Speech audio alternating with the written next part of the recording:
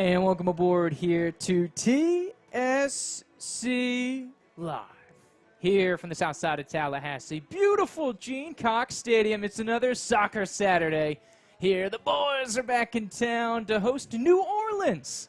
Of course, the Jesters coming over from the Crescent City to visit your Tallahassee Soccer Club. Andrew Jupe, Trent Young, Joe Ward, James Ward bringing you the action here today for TSC Live. Thank you to our partners at Real Talk Radio if you're in the Big Bend of Florida or in southern Georgia. You can catch us on 93.3 Real Talk Radio here. So thank you for coming aboard, all those who are present. For those streaming online, whether locally or from somewhere either in the Gulf Coast region, for a Gulf Coast Conference team, or maybe somewhere around the world. Thank you for coming aboard with us. We're hoping to have a very exciting soccer game here tonight. Trent, another soccer Saturday back here at the Gene, man. Exciting matchup here for TSC. And cut and drive it is, Trent. It's a money grab here. Got to get some points on the table. And I think realistically, which we'll get into a little later, TSC in absolute, I don't want to say the D word, but it's kind of a desperation situation. The old adage must win, Trent, I think is largely at play here. Absolutely, Drew. You look at the table so far, through 5 games, we only have 2 points, the Battle Lions. And so currently sitting in 6th place out of 7 teams here in the Gulf Coast Conference. We also have New Orleans just a couple spots ahead of us in 4th place. They've got 2 wins, totaling 6 points. So if we were able to knock them off and get a win here tonight, keep them from advancing and getting any more points, then, you know, theoretically we could potentially jump Pensacola, dependent upon their result this weekend. But, you know, certainly at this point in the season, you're going to need every point. You're going to need to start getting wins. We've only got the 2 draws, 2 points so far, so 3 points would certainly go a long way. And we've got to get that 1.4 points to get into the playoffs. So got to start getting 3 points tonight, man. Absolutely, the golden equation. Obviously, you can see the table starting here.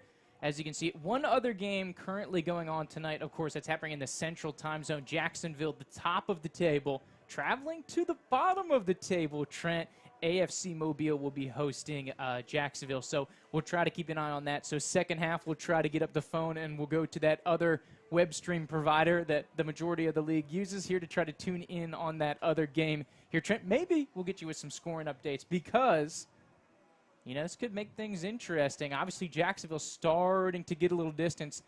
Only team to not lose to Jacksonville that they've played so far are your boys, TSC, of course. If you see that little T in that fourth or sixth column, depending how you read the table here, TSC, of course, coming in that 2-2 tie. So, Trent, let's recap the seasons here for our 2 squads. Obviously, for TSC, opening week, match day 1, 2-2 tie versus Jacksonville. Match day 2, a loss versus the Roots, 4-2. Match day 3 was a tie versus PFC Pensacola, 1-1. And then a loss to Southern States and a loss to the Roots last week, 2-1. So 2 L's against the Roots, 1 L to Southern States. And, of course, a couple draws have your Battle Lions sitting there at that 0-3-2 record here with 2 points. New Orleans on the other side, of course, 4 matches in, so they're a little behind us. Match day 5 for them. Opening week, they look good. AFC Mobile, they took care of business 3-1. Rough one out in Southern States, got dropped 0-4, and then went on the road to played Jacksonville 1-3, so they played the 1 and 2 teams in the table back-to-back games. And then a little bit of a rebound, so they made a Florida road trip here.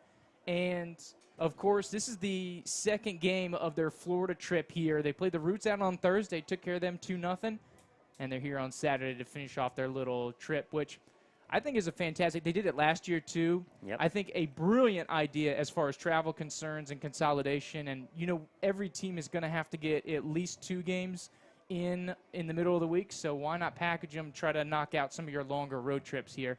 So good for them. But they're going to be trying to jump up here. Of course, perennially top of the table. You know, New Orleans kind of been those top 3 teams. Top 4 teams, they're always considered one of the better ones, one of the longer tenured teams here in the conference, Trent. So they're going to be fun to watch. They're going to be tough to take down here at the Gene this afternoon. But just want to throw it out there, Trent. As you can recall, we don't know where we are until we know where we've been, Trent. previous results. As you can see, these are the all-time results ever that TSC and New Orleans have played on the senior team level. So as you can see by the scores, Trent, TSC undefeated all-time against New Orleans here at the Gene.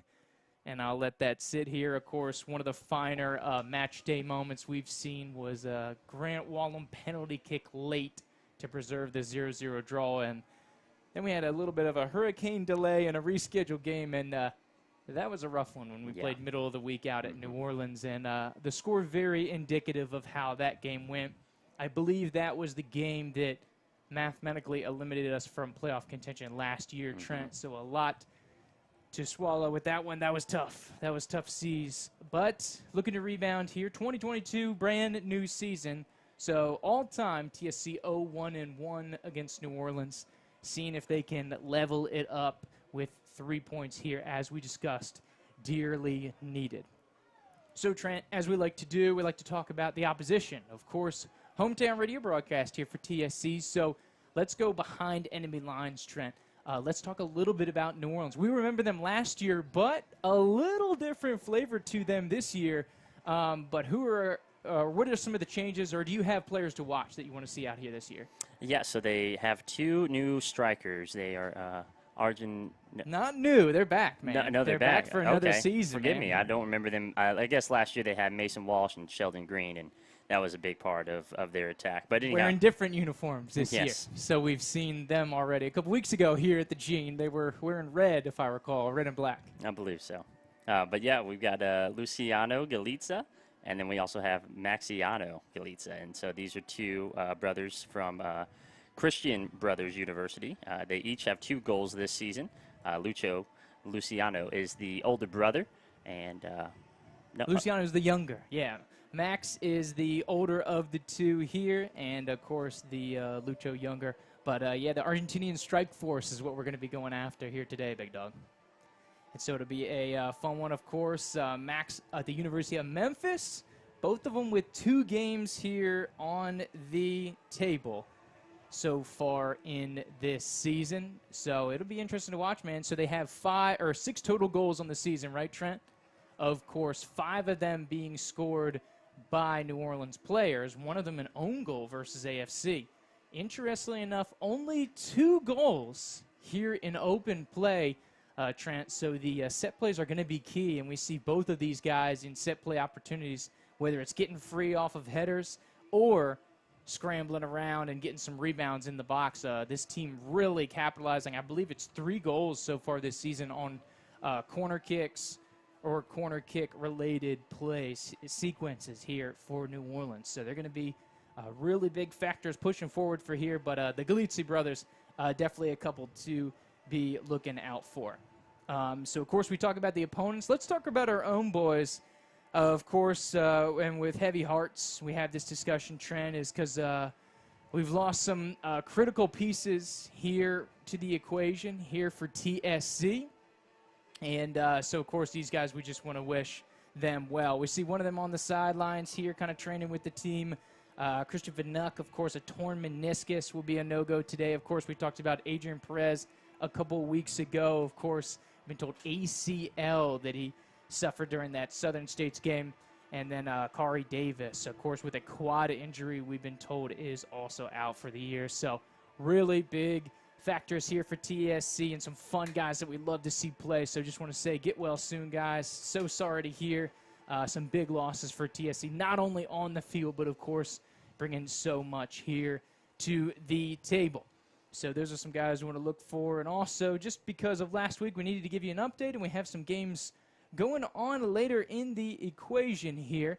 Is the A50 Cup. Of course, we discussed it. We like to hype it up, and just because it's not going well for TSC, we can't just ignore it. Of course, the Florida Roots with the win over us last week, 2-1, of course, presented a situation to have us mathematically eliminated. So the Florida Roots and Pensacola will meet on the 12th, which will be, I believe, on Sunday, that they will kind of go after each other and try to compete for the A50 championship. If PFC wins, they would be able to capture the championship, of course, depending on the other results. Of course, we still play PFC, so we could play a part here in the 850 Cup contest, Trent. But unfortunately, your boys here from TSC going to be on the outside looking in. Of course, this not going to be affected by the game out here today.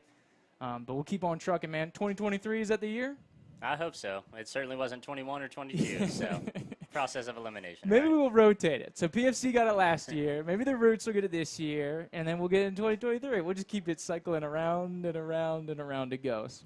But, of course, the crux of that competition will be coming on the 12th. So, of course, not necessarily involved in the general table, as it were, or that directly impact the game against New Orleans, but just something we want to give you up to, especially for the hometown players and people tuning into this one, a point of interest. So as we keep on going and the referees onto the field here, we can cascade into some different conversation as we have the national anthem coming through here. Of course, one of the local troops here from Tallahassee will be presenting the colors here today, Trent. So a cool opportunity for TSC to continue some cool involvement in the community, which will they have momentarily. So, with that, we may be getting interrupted here, or we might have to jump out for the national anthem briefly. But let's talk about playoffs, right? Because you talk about the table and how we look, and we've talked about it all year, the magic number, what we need to get to, and quick brief at the table. Top 4 go to the playoffs, bottom 3 stay home. So the magic number, we've talked about it all year, is 17. Which is 1.4 points per game throughout the table here, Trent. Large clip, 90 to 95% of the time, over a 2-year sample size in the National Premier Soccer League. Teams that hit 1.4 points per game are getting into the top 4 of their table for League 7 and larger. So that's what we're interested in, right? We're trying to get to that 1.4 clip. Obviously, we don't have the same number of games played, but you can see if you were sitting at 1.4 like Pensacola is now, you'd be right in that playoff conversation. So, TSC, obviously sitting at 2 points right now, Trent. Some work to be done. What's your first theory? Do you want the high five theory? You want option 1 or option 2? We're trying to get TSC to 17, an exercise we did on that Tallahassee Talk podcast. Yeah, I'll go ahead and go with a high five. I think that we need to get the wins. Obviously, it'd be tough to go on the road 3 straight games and get 3 draws. So I think that we can go ahead, and if we are to get into the playoffs, if we are to get to 17, that would begin tonight with 3 huge points against New Orleans. And last year, obviously, we drew them 0-0, and that was a game that we were in 90 minutes and couldn't have easily won that one last year. So hopefully we're able to push through. Now we've got New Orleans again in a couple weeks, match day 9. That'll be on the road. That's the last game of that 3-game stretch on the road. So hopefully the boys will be on their P's and Q's, and they'll be used to going out for a couple road trips and come back with 3 big points there. And then we've got a game, our last game actually, at home this year. That'll be match day 10 against AFC Mobile. And they're currently the only team below us, so hypothetically that would be the easiest to get 3 points from. And then we've got them again on match day 12 away. We've also got Pensacola, so that wouldn't matter for the 850 Cup, for us at least. But yeah, that'd be another 3 points that we could get there sandwiched between those Mobile games, and that would get us to 15, Jupe.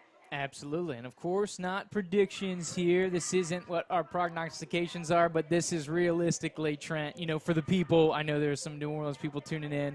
We don't automatically assume we're getting 2 dubs, but we'd like to think that we will. So we're staying positive. This is a situation, number 1, that we could see TSC advance and get the 5 wins. We could even pick up a couple points elsewhere, but not any needed. That's why we have the question marks. And then option number 2, which is the undefeated pathway here, Trent. This one is kind of seems a little more daunting because basically you have to go wide. You can't lose any games. So this is option number 2. Here is the tie option, the undefeated option, whatever you like to say. Something you compared and contrast, but you can just see basically the big difference would be instead of the win at New Orleans, we would try to get a tie there and then but we would have to, in order to hit this 17 clip, to get 2 ties against Southern States of Jacksonville. So once again, those are 3 matches, match 7, match 8, and match 9, all on the road, all within 8 days of each other. 6-hour trip to Hattiesburg, 3-hour trip to Jacksonville, 6-hour trip to New Orleans to get that jokester done. So a little bit more of a daunting task, Trent. And 3 teams in the top 4 there as well. Oh, so yeah. Let's not forget Sidebar. that. Yeah, just a little footnote there. No big deal. Yeah, 3 of the 4. And then your top 3 teams, as it were. your conference champion, your conference runner-up, and your best regular season team from the 2021 season. So just want to put a little footnote in there, Trent. But that's a good point. So that'll basically do it. That's what's on the table. That's what TSC has to do. So use that as a beacon of hope, if you will, since TSC is not eliminated, or at the same time, just kind of see like, hey, this thing's gettable. You know, there's a pathway to the playoffs. It's not done yet, but it's going to be tough, dude, because it is so hard, as we've seen this season, to get the dubs on the road here and at home even. There's a lot of tough competition. We think the league as a whole is up, and I think that is accurate and something that we've talked about in depth, Trent. The league as a whole, talent top to bottom, whether you look at the Roots of the world, Pensacola's of the world, Jacksonville's of the world, on the rise. So we're going to jump out for a quick commercial break here. We'll take a little breather, come right on back, and we should be ready for the national anthem. And I think we might be able to get this joker kicked off here, Trent. So for Andrew Jupe, Trent Young, Joe Ward, James Ward here on the TSC live broadcast here on 93.3 Real Talk Radio and streaming online at tlhsoccerclub.com. Thanks for joining us. We'll be back in just a moment.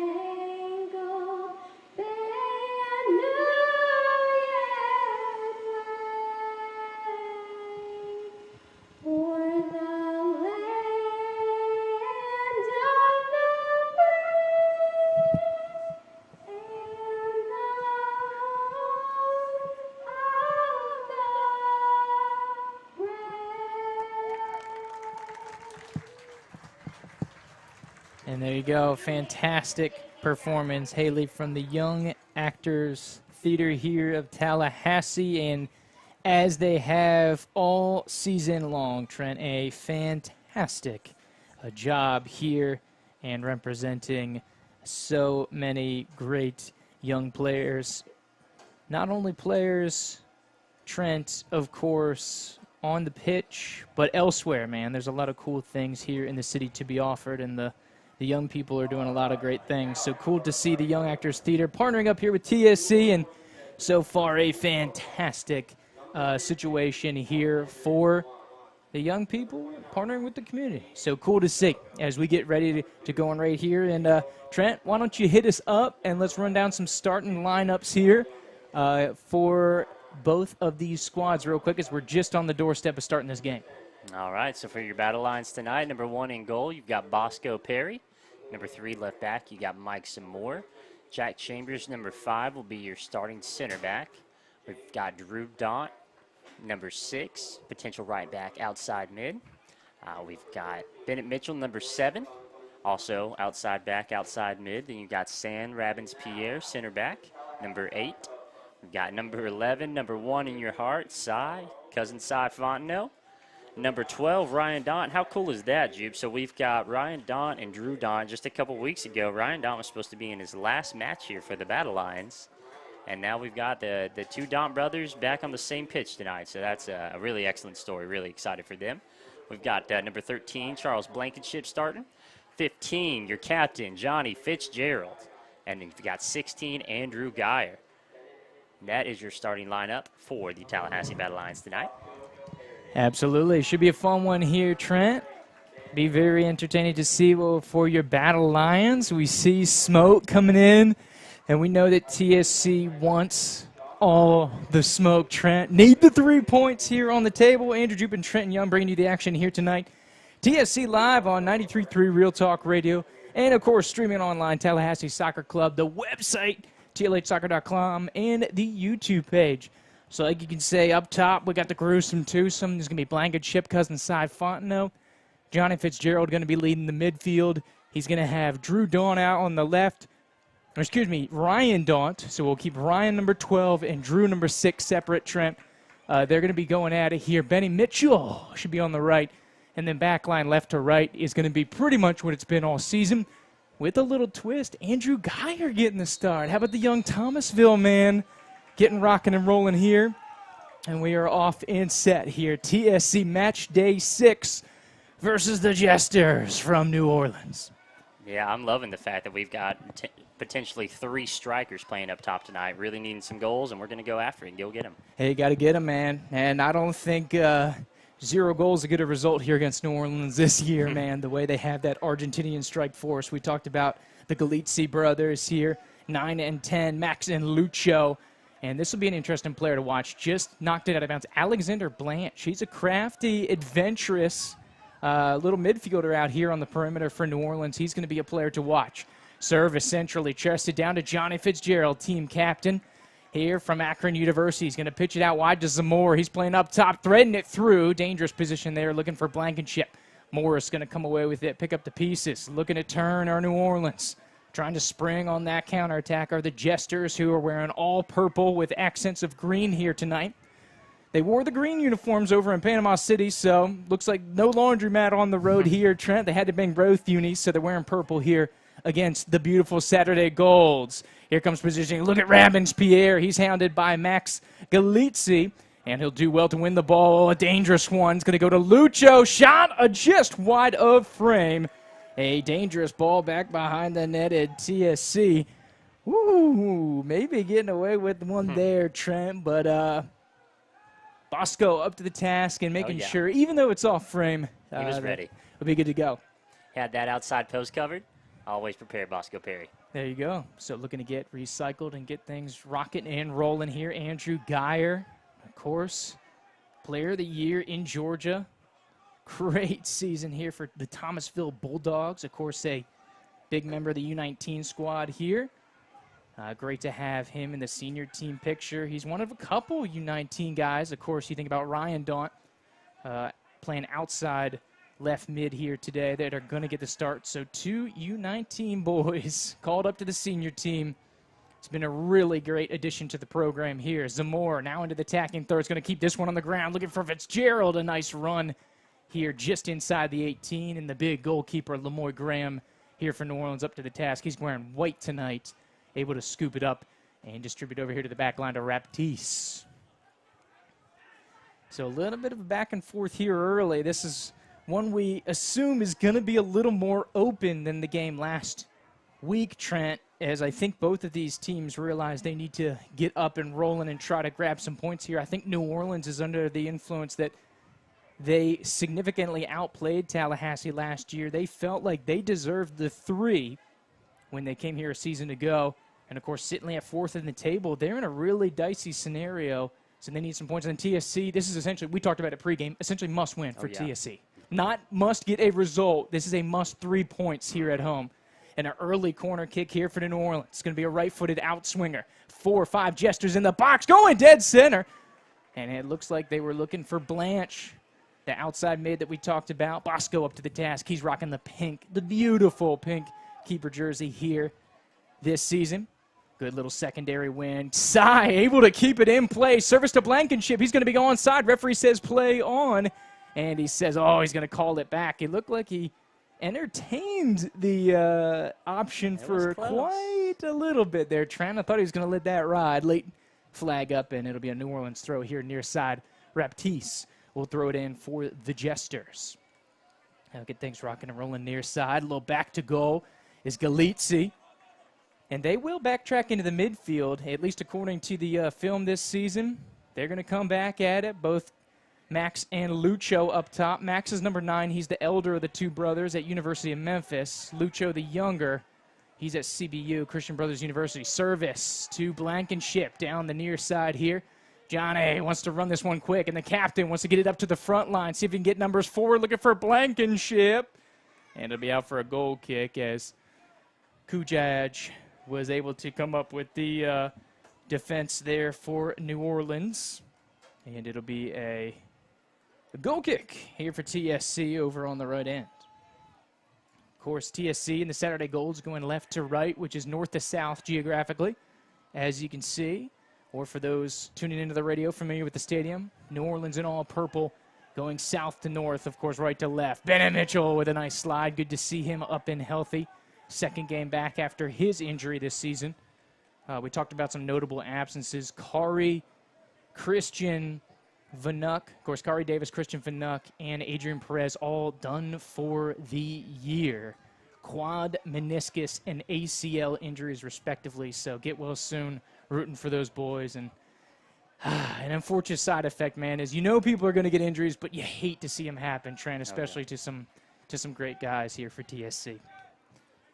So you pour one out for him, man.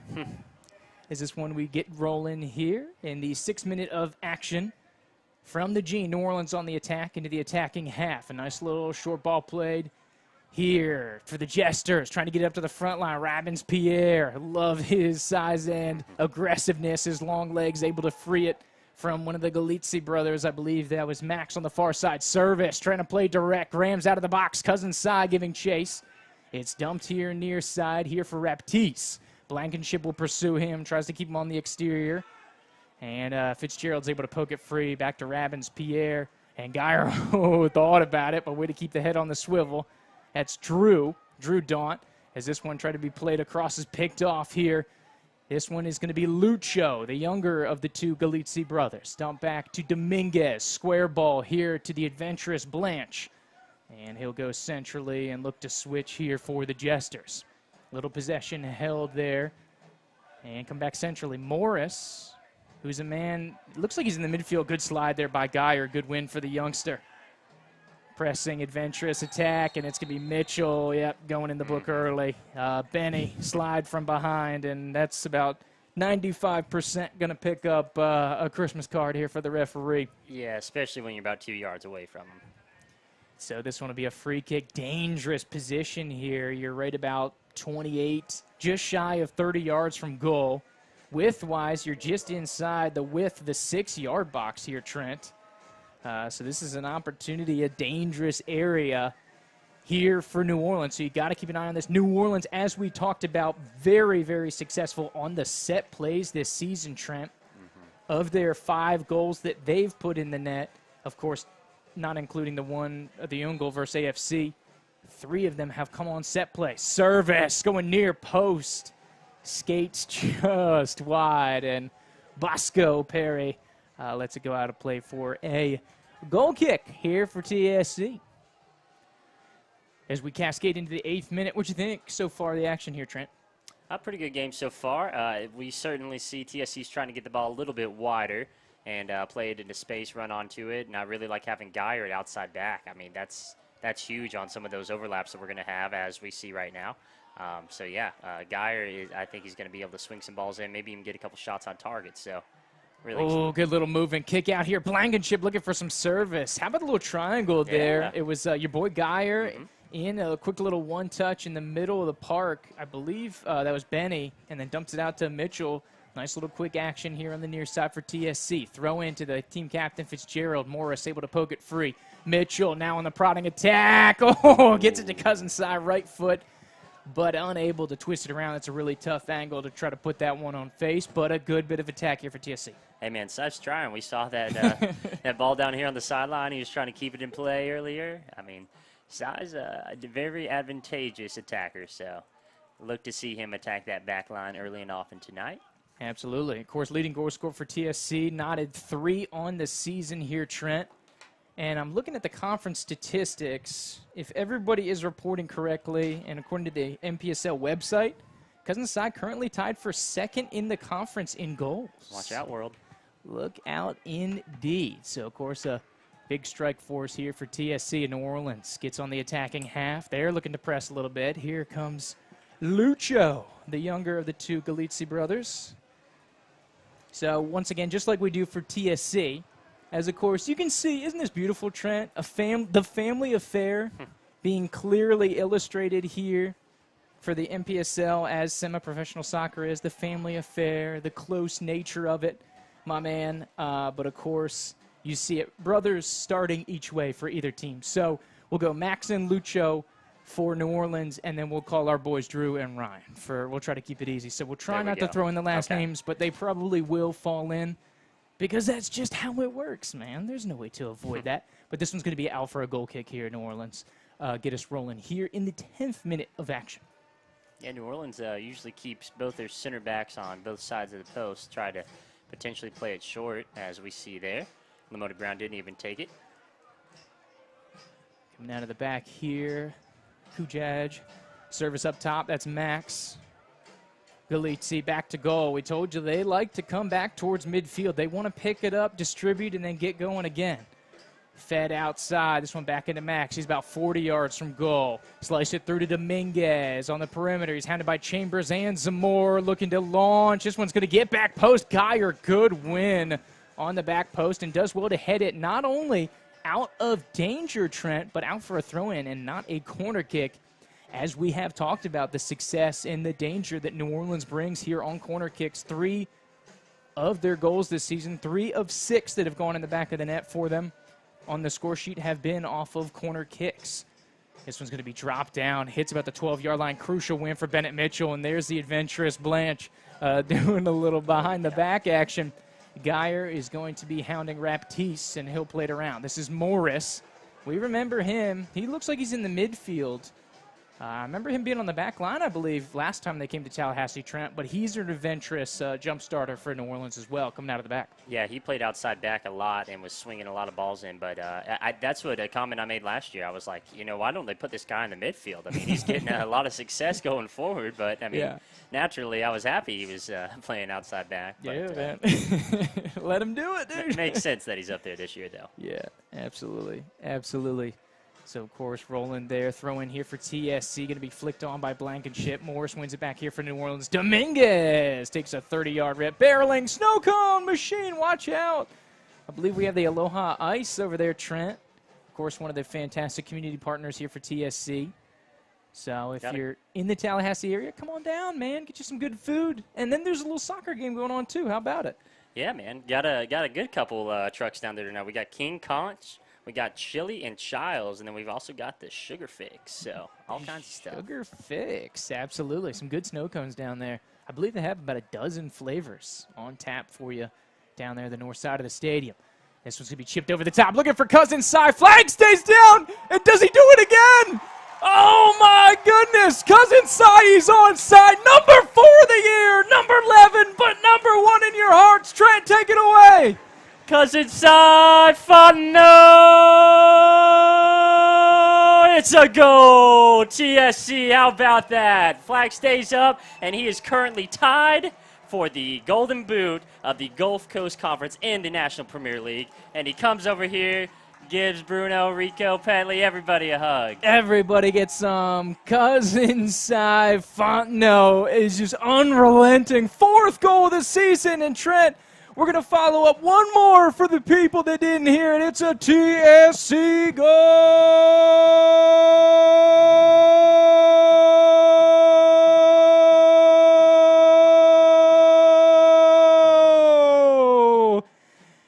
In the early going, Trent. So great to see. 13th minute of action, TSC with the advantage. Incredible stuff, man. I mean, that's just Cy's MO. He just waits for that run to come, and he's just putting pressure on the back line all game, and that's how he's getting goals. Bosco outside the box takes a header to keep this one out of danger.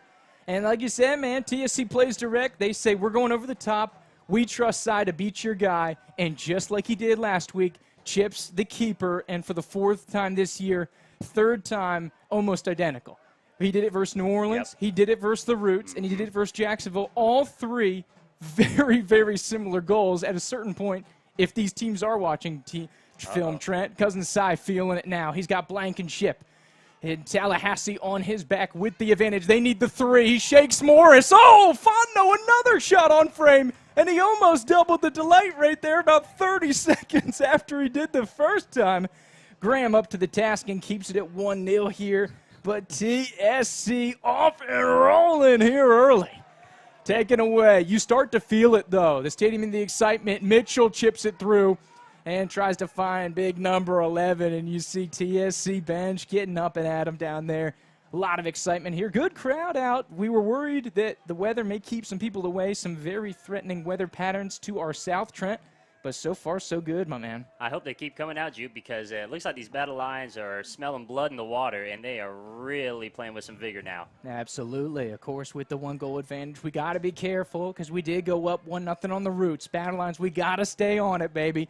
Keep on trucking. Service over the top here for New Orleans. They're a little hungry now as looks like Lucho tried to Odell Beckham that one. He threw one hand up, tried to catch it with his hands. Lucho, I know we're on the football field, big dog, but no hands allowed in soccer. So this one will be won back by TSC as Bosco corrals it, rolls it out here. The youngster from Thomasville High School, service over the top, looking for Cousin Cy, playing direct, playing very direct as TSC does. They're going to try to serve number 11, and he's going to keep on feasting. The UWF man, always hungry for the goal box, like we said, 4th goal this season back in the 13th minute. Tied for the Golden Boot. So if he gets another one, I think he might be solo, depending upon the other results this week, of course. Absolutely. Of course, 8 o'clock kickoff. It will be Jacksonville at Mobile. So we'll try to keep you updated. That game won't start till our second half. So we'll keep you in the mix there. But a good little counterattack. Through ball here to Fontenot. Spills it on here near side. And Geyer getting into the attacking half. He's got Blankenship. Fontenot. Fitzgerald on the attacking. Tries to thread it through. Fontenot gets shouldered. And they'll pull this one back. Free kick on the way. Did not get the number there, Trent. Looks like the center back. Yeah, it wasn't Morris. It was the guy behind him. Man, that was crazy. I don't know how that wasn't a yellow card. Those were like 2 arms extended into his chest. I mean, there's no play on the ball there. And so this one will be a free kick here for TSC. 30 yards out. It's going to be just outside width-wise of the 6-yard box. Johnny Fitzgerald looking for service. Chambers, Fontenot, and Ryan Daunt kind of in the attack. And then, of course, you got to get big center back up there, Sans Rabbins-Pierre up there, and try to get him in the mix. So there's 5 Battle Lions here. Bennett Mitchell is going to kind of play poacher here for that second wave, Trent, in case anything comes out to the 18. Oh, they're going a quick hitter. Right about 15 yards from goal, and Cy almost gets it down on frame. Graham will watch it go over top of the post, but a dangerous ball for Johnny. And a good little set play right off the training ground, man. Not often you see him go to that quick hitter on the front head. Usually they try to keep it low on that front side. Yeah, I love it. I mean, you must think that Bruno's just telling these guys, oh, wow, what a slide Great tackle. slide by Ravens-Pierre, and this one will be out for a New Orleans corner. Incredible. It was Max on the attack there. Slow to get up. I hope he didn't hyperextend anything. That was insane how he got that ball. Oof, yeah, he does have some reach, but he's got a great athleticism to him, does Sans Ravens-Pierre. Occurs first year with TSC this season. 18th minute of action. So we talked about it pregame. New Orleans is so dangerous. 3 of their 6 goals coming off corner kicks this season. Got a man mark. Of course, we let one in versus the Roots last week on the corner. Service going back post Chambers. Huge win. Second ball cleared out by Blankenship. Spills it out. Fontenot is going to have a go in it against Raptiste. Going to be out for a battle line throw-in over the far side as we go to the 19th minute. Back on the fringe of the defending third here for TSC. Man, Sai's all over this pitch tonight. He is going to will this team to victory if he's got to do it himself. I love it. Got to keep the intensity going here because we did have that 1-0 lead against the Roots last week, so don't want to get complacent. Got to keep the pedal to the metal here. Geyer with a little bit of adventurous play coming from the right back, looking for Fitzgerald. This one spills up. He takes it away for Blanche on a little 15-15 battle. And a little 1-2 there for for Johnny. And it'll be a throw-in. Raptiste will take it for New Orleans as we go to the 19th minute of action. Throw in here, looking for Max Galizzi. Won by Ravens-Pierre. Oh, good little no-look to Fitzgerald in the middle of the field. He'll cycle it around. Man, the backs are getting forward today. Yeah. Big time, Trent. Zamora all the way up on the fringe of the attacking third. Tries to get to the side. It bounces to Ryan Daunt somehow. Blankenship in the middle! And he was off anyways, so would not have made a difference. But that just happened on accident. It just spills out. Ryan Daunt in great position. We got to get a go at it.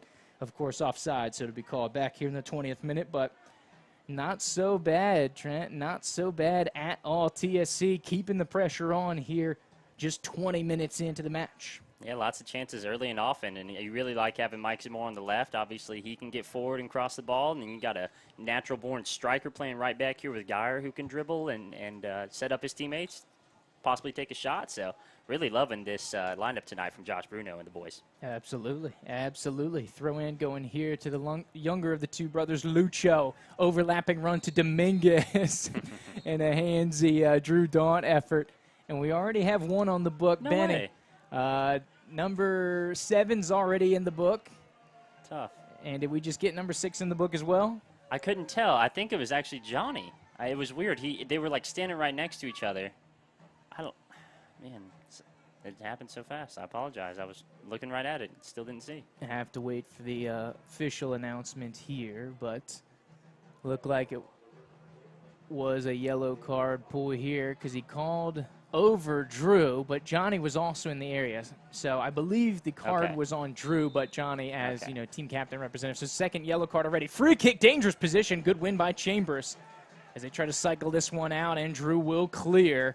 Twisting ball will go by the New Orleans bench and will be a Jester throw-in.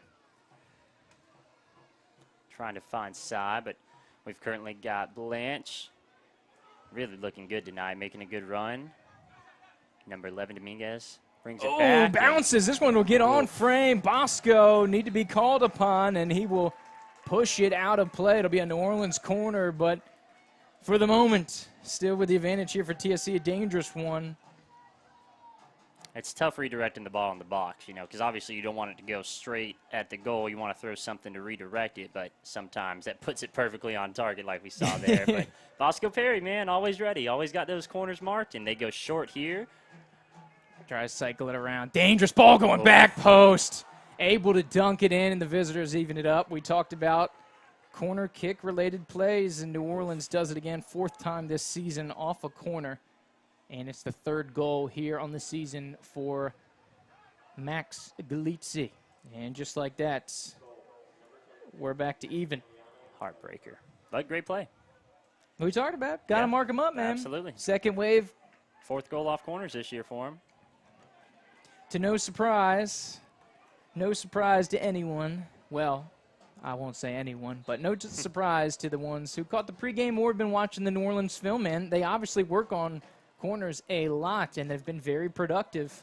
And so we're back to level pegging here. Just less than 10 minutes after taking the advantage. We're right back where we started at level pegging. Here, 1-1 now. Of course, the highest scoring game at the Gene this season was the opening week. It was a 2-2 tie, 4 total goals scored. Of course, not many other goals to speak of. Of course, we had 3 last week. And then, of course, the week before, 2 versus Southern States. They had both of those, unfortunately. And then you think about the 1-1 draw versus Pensacola, total of 2, obviously. So potentially a high-octane match here as we get ready to cascade into the 24th minute. Knife this one through to the goal scorer, Max. He's able to punch this one back, cycle it around, won well by Drew, and dumped off to Zamore. He'll play it short to Ryan Daunt. Cuts it back against the grain. Here, still in the defending half, all the way back to Chambers, your center back there. And cycle it around here for TSC. Dump down here. It's going to be Geyer on the near side, and you're right back with a little offensive spell. Service with the left foot. Gets into the box, but won well by New Orleans. It's Kujaj here on the win for the visitors. So throw in. Geyer is going to give it to Fontenot. And it's dumped away. I believe it's Raptiste. Able to spill this one out into the New Orleans bench. So it will be a throw-in for the boys in the Saturday Gold. Skyer will take the throw-in here. Throwing over the top, looking for Fontenot. He'll chest it, and a little soft bike, trying to get it Fitzgerald. This will be won back by New Orleans. And Max will dump it down, eventually tries to spill it out to Lucho. Pushing the back against Ravensfier, and this will be a free kick for TSC. And this one's going to be about 40 yards from goal here. And Ravensfier will take this one. And a little smile from the University of Memphis man. A little soccer exchange there. It's a beautiful worldly game, is it not? You have your Argentinian striker and your Haitian defender here. What an organic soccer interaction there. Fun stuff, fun stuff. Bennett Mitchell here to Fitzgerald. Dumps it out to Beamish. Service with the right foot. Inside the box, about 6 yards deep. Nobody home. And it'll be out to New Orleans. They're going to try to spring a counterattack here. Launching out of the back. Cycles back around. On to the outside. Service. Try to get, I believe it's Dominguez out on the right-hand side now. Very fluid with the positioning here. He's kind of all over the place. He's almost that pseudo-third striker, you know, kind of attacking mid. He'll get forward a lot. That's your offensive triangle. You can see it visibly on the field there, the Galizzi brothers and Dominguez. He'll get forward and push it, and he'll kind of be their setup man. It's no accident that they've got 5 of the, I believe it's 7 goals here for the season for the Jesters. And here comes Blanche. He's an adventurous, skilled dribbler of the ball. He's got some really nice touch. Number 15 here for New Orleans. This one's going to be poked free by TSC, only temporarily. Jesters pick up the pieces 30 yards from goal, ripped across frame, and that'll be wide of the mark and out for a TSC corner. Or, excuse me, TSC goal kick. Yeah, very evenly matched game so far. I mean, opportunities for both teams. That was an incredible ball earlier we saw from Raptiste to find Max Galizzi. And we've got Mike Zamore receiving the ball on the far side now. Looking to play it forward, and possession is lost. That's number 11, Dominguez with the ball. Plays it over to Blanche. Blanche up to Max. Ball cleared up top, over the top. Possibly falling to Cousins' side. Giving chase, Kujaj in the area there for New Orleans. Of course, a 1-1 ball game here. Of course, we had a early one here for Cousins' side, 13th minute. He was able to nod at home. And then, of course, back in the 22nd minute, I believe, we're back to level pegging as Max Galizzi able to dump it home here for New Orleans. He's there now, leading goal scorer. As Morris dumps this one out, Blankenship will give chase out onto the perimeter. I believe it's Eddie Cho, the right back here for New Orleans. Graham will take a lean back, spinning kick out back there by the grounds facilities keeper. This one's rolling around in the box. New Orleans, desperation clearance, will dump it out of play. It'll be a TSC corner kick over on the far side. A little bit of a ball that just dropped. Some good placement there as a half chance here for TSC. Something out of nothing. We'll take it, man. There you go. Fitzgerald trying to spin this one. This will be a right-footed in-swinger. 4 Battle Lions currently in the box. Sai's going to go right at the keeper, Graham. Sans-Pierre is about 8 yards out, dead center. Blankenship, Chambers late to the party. So 5 Battle Lions inside the box. Bennett Mitchell and Drew Daunt here, second wave of the attack. They're going to go deep and trying to save it. And it looks like it went over the end line, and missed opportunity there here as we cascade into the 29th minute. Still knotted up at 1 apiece here. I say still, but there was about 9 minutes of separation, Trent. We were tied for 12, separated for 19, and then, you know, the last 6 or so, we've been back to level pegging here. But I think pretty accurate of the game flow so far. Both teams generating chances and 1 home apiece. I don't think something that we saw reflected by the scoreboard last week as TSC drastically outplayed the Roots in the first half, went to the break 1-0, but I think this one is very reflective of the play so far. Blankenship trying to get a hold of this one, and this one will be going back here to New Orleans as offsides, Trent? Looking that way? I guess. That's what they called. There you go. New Orleans coming back here as we get ready to roll into minute number 30. Good win there by Drew Daunt. His brother Ryan will pursue this one. Swung around to Cho for New Orleans. Cho trying to put it over the top, looking for Lucho on the attack. Sans-Pierre says, Graham did it, but I'm going to do it better. This one's going way out of play as well. Ball boys getting some cardio here tonight. He said, while you're over there, grab this one Yeah, too. grab the other one as well. It's a throw-in back. Max back to goal. Here dumps it back for New Orleans. About 20 yards from goal. Now 30 yards from goal. Service over the top looking for Dominguez. Back post. Geyer will try to shield him off. Does well. Bennett Mitchell with a strong right foot just tries to get it out of trouble. It's going to get to midfield. Sai's going to try to turn with it. Morris will corral it. Fitzgerald puts it down. Referee says play on. Oh, now he pulls it back. Hand the ball. And we will be getting a New Orleans free kick here. I was going to say, that one is about as pretty obvious as it gets, but I thought for a second he's going to let it ride, Trent. Yeah, I don't know. He was right in front of him and then just kind of slowly put his hand up and pointed for New Orleans. It was weird. Subtle signals here by the boys in red. Of course, the refereeing accompaniment here. Bennett Mitchell jumps in front of this one. Ryan Daunt service back to the outside back. Mike Zamore. Oh, and here's a service opportunity. Geyer going forward. This one's going to get to the right back. A lot of spin on that one. Tries to corral it, but just a little too topsy-turvy here, and it'll be out for a New Orleans throw-in here at 31st minute, back on the fringe of their own defending third. Oh, Ravens-Pierre, good win. Look at this smile. New Orleans throw-in. He said, you like that? You weren't ready for that, Yeah, huh? highlight reel. We know Ravens-Pierre watches the games, listens to the podcast, Trent. He's got his own highlights. Have you seen that on Yeah, YouTube? man. Good little reel for him. Oh, yeah. We got you this week, Sands. We got you, man. We got that HD video piping out. We'll be watching those highlight clips this week when you put him out, man. He's a fun player, man. Oh, he's great. Great spirit, both on and off the field. Awesome work ethic. Tall as you would want your center back to be. Everything. Old school center back, man. Something we didn't have last year. Kind of that old school big center back. But part of a new TSC, new look TSC this year, Trent, as there's been quite some change here in the conference. TSC, just one of the boys, one of the 7 on the move. New year, new conference. Very fluid. You know, this was kind of a blossoming season for a lot of teams, because you think about us and the 2 other Gulf Coast Premier League boys, Trent.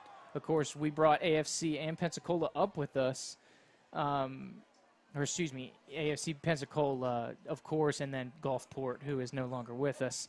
But you think about that that Gulf Coast Premier League quartet, if you will. I think they figured out what is needed and what you got to do here on the NPSL level. And New Orleans, being mainstays here in the conference, obviously well aware and why they're one of the top dogs. But, it's one of the reasons why you see a more kind of balanced table this year so far when you think about the top five or so teams so far, as we approach the halfway point of the season.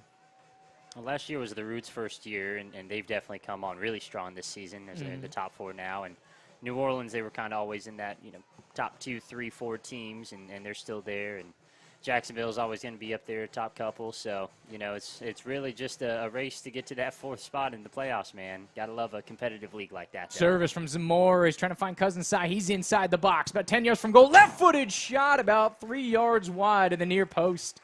And it'll be out for a goal kick here for New Orleans in the 34th minute of action here. As we're about within shouting distance here at halftime. Crucial segment of the game here, Trent. We talked about it, about TSC closing the half well, right? And this is a heartbreaker if you can see to happen versus Southern States. It was a real backbreaker. And so we're going to try to not concede here down the stretch. Huge, important sequence of the game. Don't want this to go under the radar the last probably 12 to 15 minutes or so. Blanche goes interior. You've got Lucho wide open here on the near side for New Orleans. To play, looks like a little zone defense out here, Trent. Looks like the youngster letting him go. Here it is. I was waiting on it. Service here to Lucho for New Orleans. Geyer's going to try to pick it off of his chest. And it looks like the offside flag is up, so the youngster playing it well there. There we go. Offside trap, maybe. Good working with the back line. Back line, I think, has been improved here. You have the mainstays. Obviously, you've had the injuries, but we've been able to kind of solidify a core back there. It's really been working well this year. Very cohesive, very fluid. They move as one, and that's what you want your back line to do. There you go. There you go. Of course, averaging just over 2 goals against per game. But we've played arguably the hardest schedule of any team so far this season. Of course, having faced Jacksonville, Southern States, Pensacola already, which were the top 3 teams from last year. 35th minute of action here. TSC throw in. And this is going to be an opportunity for a long throw if TSC wants to go after it. About 15 yards from goal here. They'll go short to Fitzgerald. Nice little head fake. Oh, Johnny with a little 1-2. Service going into the box. It's a little high. Zamora! And he slips on the turf. He was loading up for a big one. We know Mike has got a rocket of a left foot, Trent. But the old turf monster takes him down on the corner of the 18 over there. And so this one will be back to New Orleans here in the 36th minute. I'll tell you, that shot, if it had come off from Mike, was either going to break the net or it was going to go into the parking lot. There was no in between, so I love it. He was going to score if he got onto it. So because he took a sneaky one last week. All of a sudden, he just teed it up. We're near post, and he had a shot at it against the Roots. So, I mean, just because he's on the back line, my man, don't rule out our boy. Of course, Mike Zamora there, playing left back here as he has all season long. Like we said, I believe him and Chambers, of course, Mike's been on the left every game this year. Chambers has been in the middle. Ravenspear missed the 1 road game out at the Roots. But outside of that, those 3 have been your back line for 5 of the 6 games this season. So definitely some consistency here for TSC, and I think you see it reflected in the play.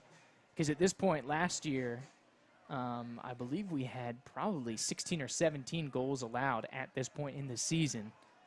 You talked about the first 3, a couple against Jacksonville, 3 against Pensacola, 3 against the Roots that went in against TSC. So, we talk about that getting tightened up a little bit here. Oh, yeah. Of course, when you have 4 penalty kicks called against, it's hard to keep the goals against numbers down, but a conversation for a different day. And over the back, this one looks like a foul on Bennett Mitchell. Yeah, Bennett and Blanche going at it there. Could have gone either way. You know which way I think it should have gone, but referee disagrees. And this one will be about 47 yards from goal. As Morris will pass it off here to Kujaj. Play it short. Watch the backside here, both of the Galizzi brothers, but this one's going to be Ravens-Pierre win this one. Second wave, Morris. Fitzgerald eats it. Daunt with a beautiful slide. Geyer spins out of this one. Blankenship, a chance to counter. Benny Mitchell. Ryan Daunt wants to get up and go. Fitzgerald, he's got Blankenship and Geyer here on the near side. Able to make the first man miss. Out to Geyer. Thomasville High, the pride of T-Town. Service into the box. Blankenship with a goal at it, but it'll spill through over the end line for New Orleans corner. Or excuse me, New Orleans goal kick. My mistake. Beautiful sequence there for TSC. Wow. How about that? Great defensive effort. All of a sudden, we're on the counterattack, baby. This is different. We did not see this last year for TSC. Absolutely. There is a fire that they're playing with right now, and they're connecting and linking this on 80-90% of the possessions they go forward. It's beautiful. Service over the top, looking for Max Galizzi. And this one go back to Fitzgerald. Nice little galloping touch there as he's hounded by Dominguez. Spills it out to Zamora. He approaches midfield. Plays a short little 1-2 with the youngster Ryan Daunt. Zamora directing traffic. And we'll spin it all around. Of course, Zamora, one of those former Daytona SC guys, a little USL experience. Him, of course, his teammate Austin Lee as well, getting some experience there as Geyer spilled over here in the 39th minute. Bennett Mitchell, he's probably got the longest throw on the team. Oh, yeah. He might go after this one. If they're going to try to set it up, Bennett Mitchell would be your man to go after it here. Four battle lines, inside the box. Looking near post. This one's going to be collected. Fitzgerald now with it. Wants to make sure everybody gets back on side. And it's going to be Blanche with a good takeaway here for New Orleans. Look at a counter. It's Lucho. Spills it back to Dominguez. Back to Max. Wants to go deep. And that's ball to hand on Ravens-Pierre. They say play on. Advantage held here for New Orleans. It's Dominguez with a little hold up. Trying to find Max, and it's going to be stolen back well by Benny. This one's going to spilled out Johnny Fitzgerald on near side. It's Ryan Daunt, and the U19 man making some headway here as he gets in the attacking third. He's 20 yards from goal now. Good centering ball, and Fontenot, shot just off frame. And that's some quality buildup. Cousin Cy will be frustrated because of the class of player he is, Trent. Hey, but make Graham think about that one here, just about 4 or 5 yards outside of the near post. Great stuff from Daunt to get into the box and then keep his head up, find Josiah Fontenot, man, and that's probably his 5th, 6th shot tonight. I mean, it wasn't on target, but still, lots of chances coming early and often tonight for the Battle Lions, and that's how they're going to be able to get this win tonight, Jude. Absolutely. Finishing the half strong, looking good, and pedal to the metal, man. No let up here for your Battle Lions. Unrelenting. Of course, getting ready to jump into the 41st minute. Not going to get a lot of stoppage time, but we do have a couple goals to think about. So, we'll get about 2 or 3 minutes probably. Ravens-Pierre, he's going to be giving Lucho here a handful and a forearm to the back. He'll try to plant him into the ground here. And this one, Johnny's trying to get 10 yards, and I think Lucho's going to go into the box. Into the book. My mistake. So number 9, the younger of the two Galizzi brothers, number 9, Lucho. Forgive me. I thought it was the yellow. 10. I'm sorry. Easy to mix them up, man. Easy to mix those guys up. So the captain, Morris, is going to come talk about it. He wants a little dialogue.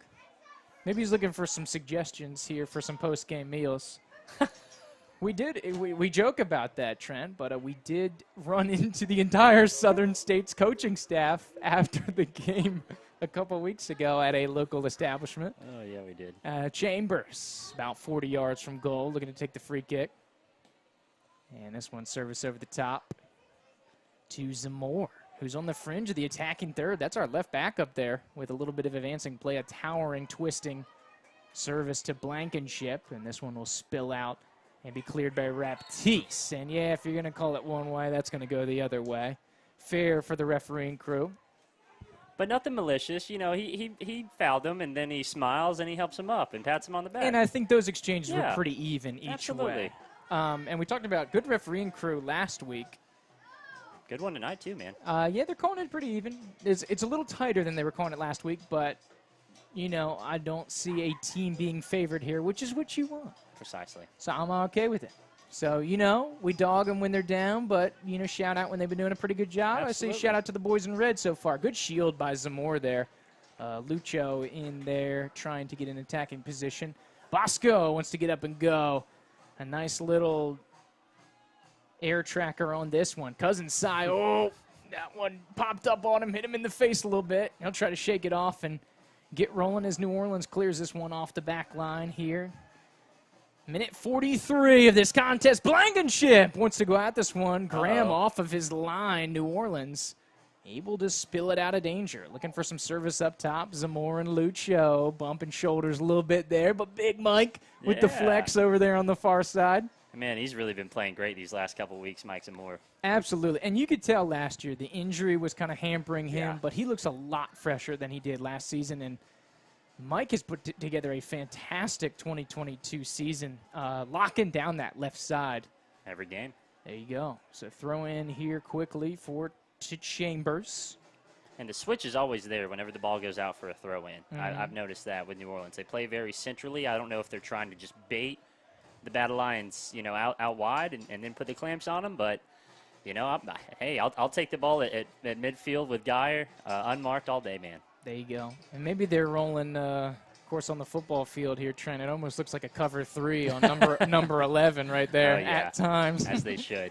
And Drew tries to thread this one through. He gets to Fitzgerald. He's top of the box trying to get a little freedom and weave through defenders. Whoa. Graham lowers the shoulder on him, and this will be a save here for New Orleans, but trying to just thread it through. Raptiste is the man that would interfere.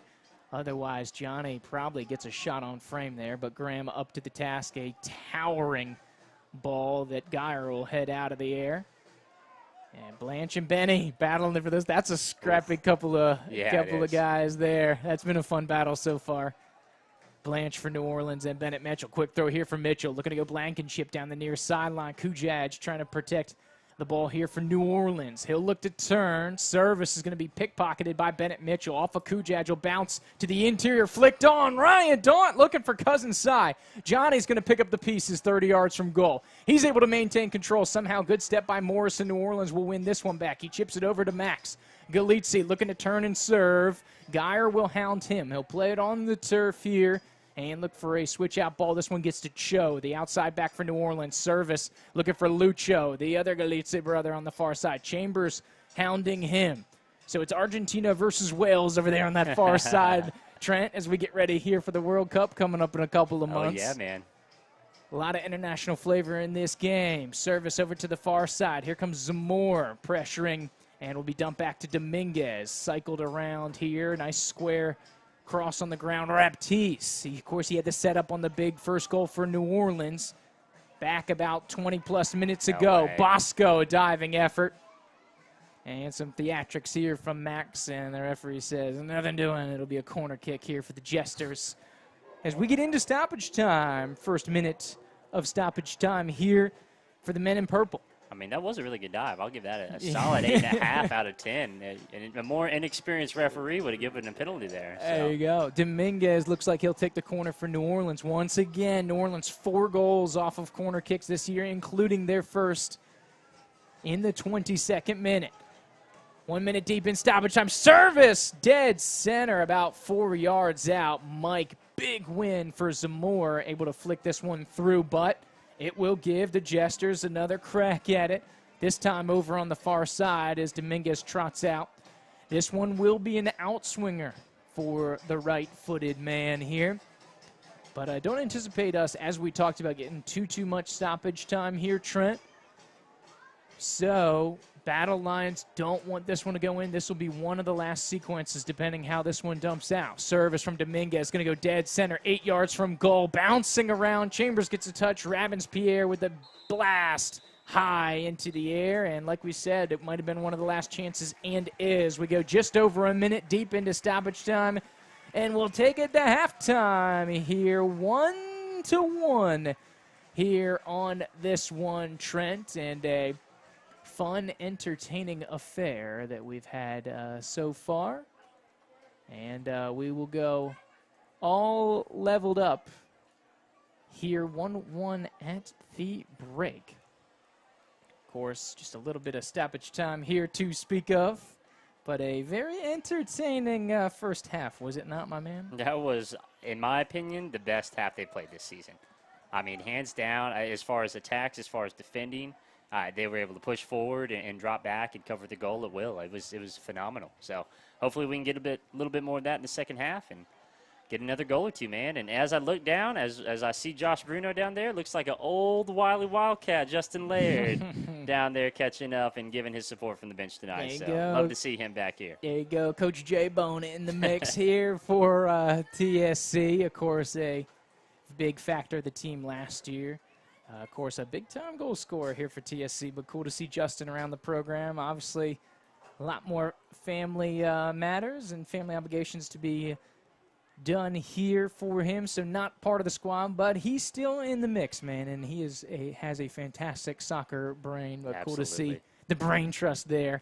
Coach Laird, Coach Bruno, Coach Rico chopping it up down there on the field. But we're going to jump out for a quick commercial break.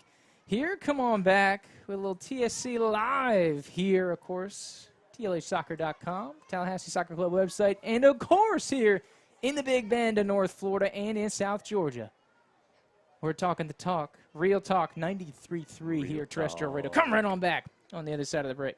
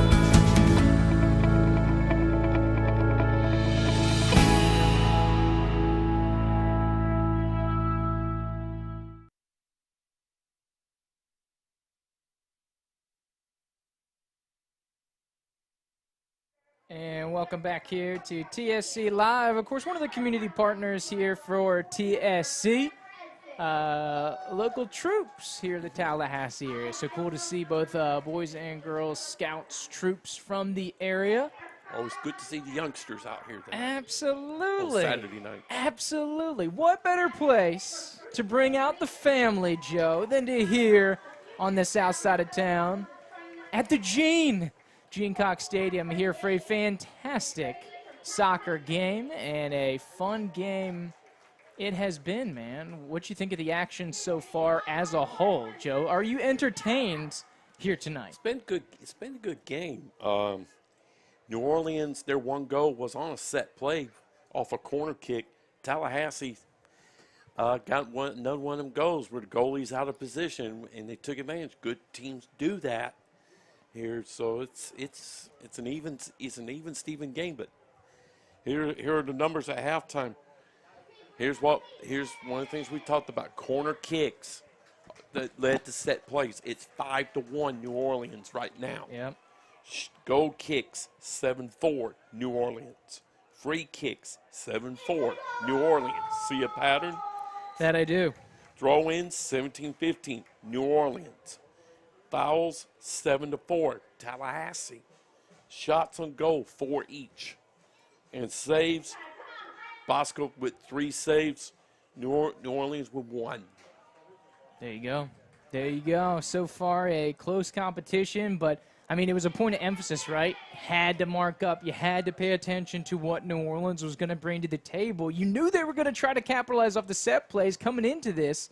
5 of their previous goals that they had put in as a team, 3 of them had been off corner kicks. So now we bumped that up. 4 of their goals coming off the corner kick sequences here, Joe. It was in the scatter report. It was in the film. And New Orleans just has done a fantastic job this year of capitalizing on the set plays. A little back and forth so far this half. And we're level pegging. I think, well, what do you think, Joe? You think score, because we knew the score last week was not indicative of the game, right? We felt like TSC dominated the Roots. They only go to the half with 1-0, but they had probably about 6 great chances. Should have realistically been about 3-0 at the half. The Roots were able to clap back and get 2 second-half goals to take that one going away back to Panama City. But do you think the 1-1 game so far here is indicative of the play? Yes and no. I'll give you a number to think about here as we go into the second half.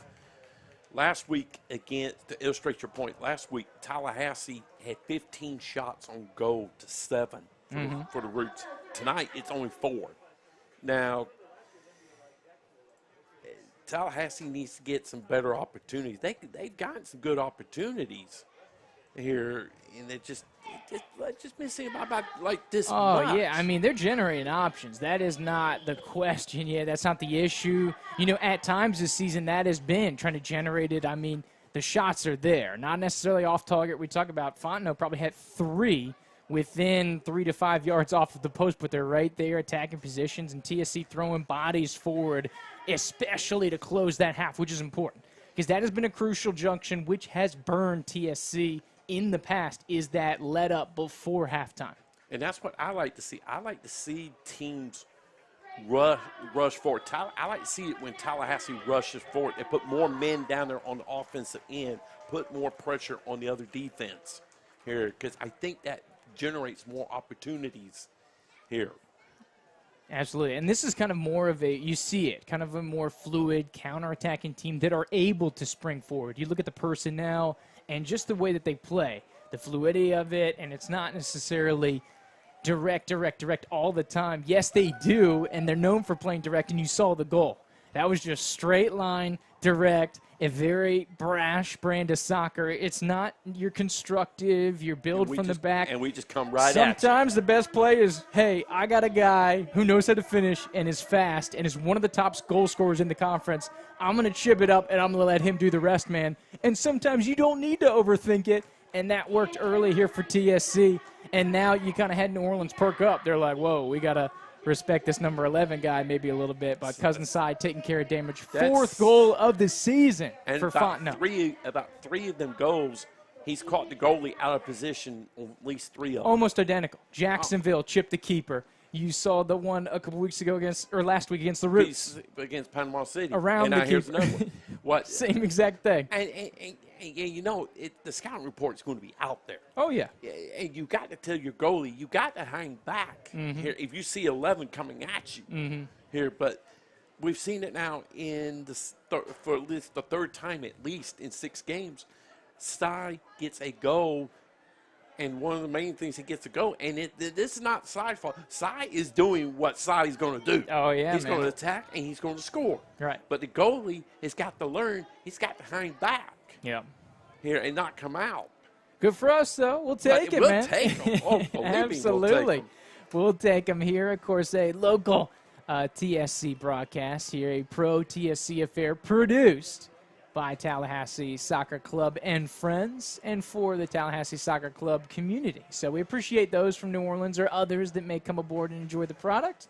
But just want to let you know, cut and dry as it should be for a hometown broadcast to support your local squad. But a fun effort out here tonight. 1-1 is the score line. And just to recap, Joe, of course, we started 0-0. Cousin side dunks it in. 13th minute of action. TSC takes the 1-0 advantage. You're feeling good. But just 9 minutes later. Here comes that set play off a corner kick. Absolutely. And New Orleans able to punch it in. So, as far as the scoreboard concerned, uneventful last 25 minutes of the half. But a lot of action going on out there. But both teams able to keep each other off the scoreboard. And also a little chippy because there's, by my count, I got at least 4 yellow cards. Yep, we have a couple each way. I believe 3 to 4 yellow cards so here earlier, which isn't kind of atypical. You know, physical brand, and, you know, you're kind of feeling out the referee staff, see what you can expect, right?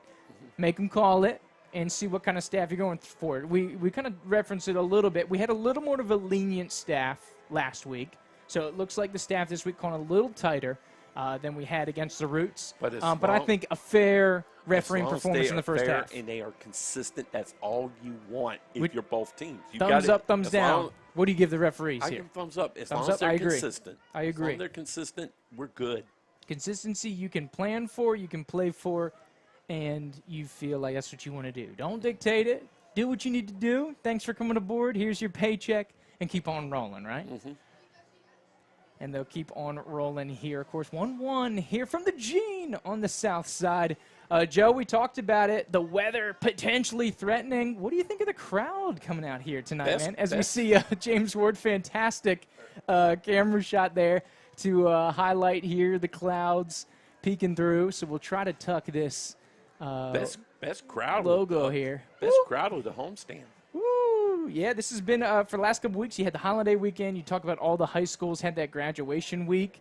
But, yeah, bolstering those numbers. And I'm very impressed because we're asking a lot of the TSC and the Tallahassee community to come out here 5 times in 6 weeks. I mean, regardless of your sporting team, you do not see a situation where they're coming out 5 home games in 6 weeks. You know, that's the thing. In all sports, you don't see a schedule like this where you got a ton of half home games early. Oh, yeah. You really would rather kind of divide them out, stretch them out here where maybe you have 1 or 2 here, one here.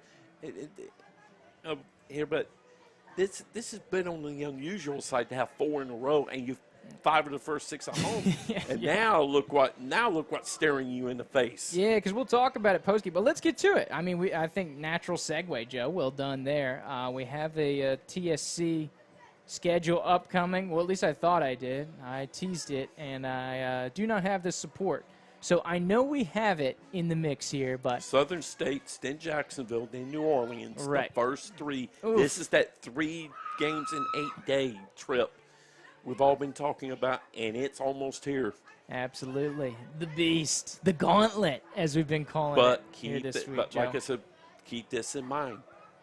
In this day and age, everybody has videos now. Yep. You can go back, watch the videos. You can make the adjustments, no matter who your personnel is. Even with the weeknight game over in Jacksonville, you can do that here. There you So go. it's going to be difficult, but it would not surprise me if Tallahassee can get a game or 2 on these road trips coming up. It would not surprise me in the least bit. There you go. There you go. And that's the thing, man. That is the thing. You think about it, and there's always an opportunity. There's a reason why they play the games, is there not, Joe? Yeah. Oh, by the way, to answer your question from the pregame show, Yes. I like option 2. I think option 2 is a little more durable than option 1. Oh, you like it? Well, here, let's bring it back. Well, let's reference. You think option 1 is the way to go here, Joe? No, okay. I'm more with option 2. I think option 2 is a little more durable. Oh, so the business approach, the four, ones with the ties, the 4 and the 3. Okay, so just as a practice of exercise, so we talk about the calculations, right? We'll spare you the math, but first let's look at the table. Let's look at the table here as we get it up and we get it rolling. So here's what the table looks like as we can see it. Of course, we have New Orleans there in the middle of the table, TSC. So we have TSC sitting at 2 points. So the key numbers we've been talking about all the season is 17 and 1.4. 17 points at a very, very high clip, or 1.4 points per game, as it would be in a 12-game schedule like we have here for teams 7 and larger. Tables 7 and larger. Throughout the history of the NPSL last 2 years, and this is nationwide, California, Lone Star, Northeast, the Pennsylvania League, incorporating all this into our sample size, Joe, at about a 90-95% clip, 17 points gets it done. So let's talk about it. We talked about it pregame. So this is a practice to get TSC into the playoffs. We need 15 points. Joe, you say you like the tie option, the undefeated option down the stretch for the final 7, which would include a win here. Give me a little rationale quickly. I think the 4 wins and the 3 ties is more durable here, because it's like I keep saying, when they go on this road trip, they got videos on all the teams they've already played to this point. The only one they don't have a video on is Mobile, because they hadn't played them yet. Well, they've got video from their other games, so they don't have personal film. But I'm referring to video of you playing them, not others Absolutely. playing them. Correct. They're the only team now having played a half versus New Orleans, the only team that we, Tallahassee Soccer Club, has not personally played. So you like the 4 and 3. Me personally, I like to give us a little leeway here. I like the 5 and change, Trent, as we try to play this one up here. As we look at the other one, the high 5 option, as we'll call it here. The 5 victories, and then you get a little leeway. You can do whatever you want at Southern States and Jacksonville, which are your 2 top teams, which we'll discuss a little later. But Joe Ward, thank you, my man, for joining us here at the halftime break. We'll let you get back towards the numbers, but fantastic job as always, Joe, and we'll snap back, and we're just about getting ready to get this thing rocking and rolling here for half number 2. Of course, getting ready for the action as we get ready to get our color commentator here, Trent Young, back into the fold as he's back joining with us. And we are off and away to start the second half of action here from Gene Cox Stadium. Teams will flip sides of the field here. New Orleans in all purple going left to right onto your screen. They're going north to south geographically for our terrestrial radio audience, joining us on 93.3 Real Talk Radio. So thank you to our John and the gang at Real Talk for partnering up with us this year. And, of course, the boys, your Battle Lions in the Saturday Golds, going right to left. Service on the ground, looking for Fontenot. Try to start the second half well here, Trent. And that's, we talk about feeding the beast on the Tallahassee Talk podcast, Trent, and the beast is this season so far number 11, Cousin Cy Fontenot, Trent, as he scored his 4th goal of the season here. And how about the youngster, Andrew Geyer, with a little bit of class all the way back to Bosco, who's about 20 yards from goal. Spilled out and won back by New Orleans. They'll dump it out to the perimeter here for Max. And Chambers goes hands behind the back. A towering ball gets about 12 yards out, and it's going to be won here by TSC. Second wave, Morris trying to trap it in. Overlapping run. Service into the box. Goes all the way through. Geyer does well to turn this one back, and a good little piece of class to make sure that one does not go out for a corner kick, which, as we saw and as we talked about, Trent, New Orleans has been very successful at this year. Absolutely, and Geyer's done a great job of getting that ball out for throw-ins and making sure they don't get any more corners, because one of the couple they had in the first half obviously resulted in a goal, so certainly going to do our best to limit that here in the second half, aren't we, Jupe? Absolutely. So goal kick coming up here for Bosco as we get ready to roll in to minute 48 here for TSC and New Orleans. And, well, even with New Orleans again here at the Gene, Trent, we went 95-plus last year as we finished with a 0-0 draw against New Orleans. And largely, for most of the first half, we've gone over 40 minutes here tonight, level with the visitors from Nolans. I got to say, some fantastic clouds. I don't know if you saw them halftime. Great shots by our cameraman, James Ward, out there. But we see some more barreling in. Here's the sunsets on Tallahassee. As we get into a situation. Service for New Orleans. Bosco out at the 6-yard box to scoop this one out of the sky. Throw to the near side.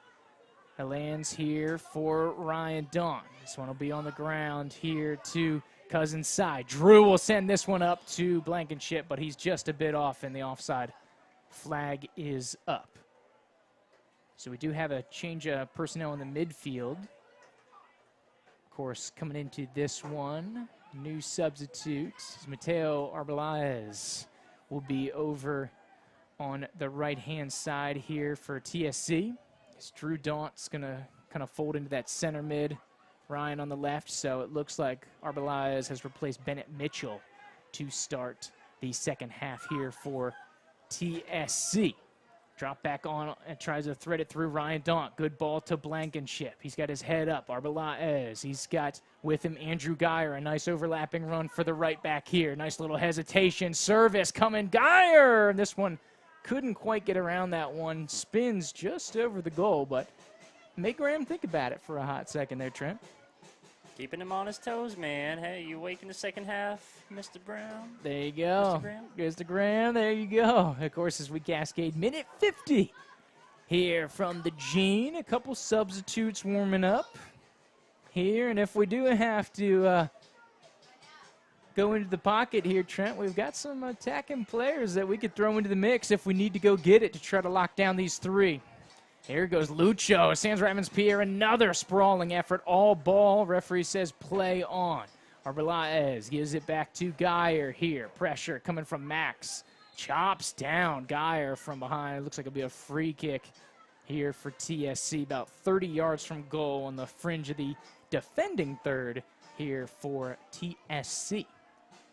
Those slide tackles from Sans Ravens-Pierre are just insane, man. Oof. Every single time he times it perfectly, gets the ball, and then follows through and just wipes out whoever's there. It's beautiful to watch. Absolutely. And all season, right? And this is obviously fantastic here tonight. It has been a showcase of what his season has been, but timing impeccable and really one of the chief factors in such a consistent and what's to be expected, a high-performing center-backing duo. Him and Chambers have been absolutely fantastic this year and really helped out this TSC back line.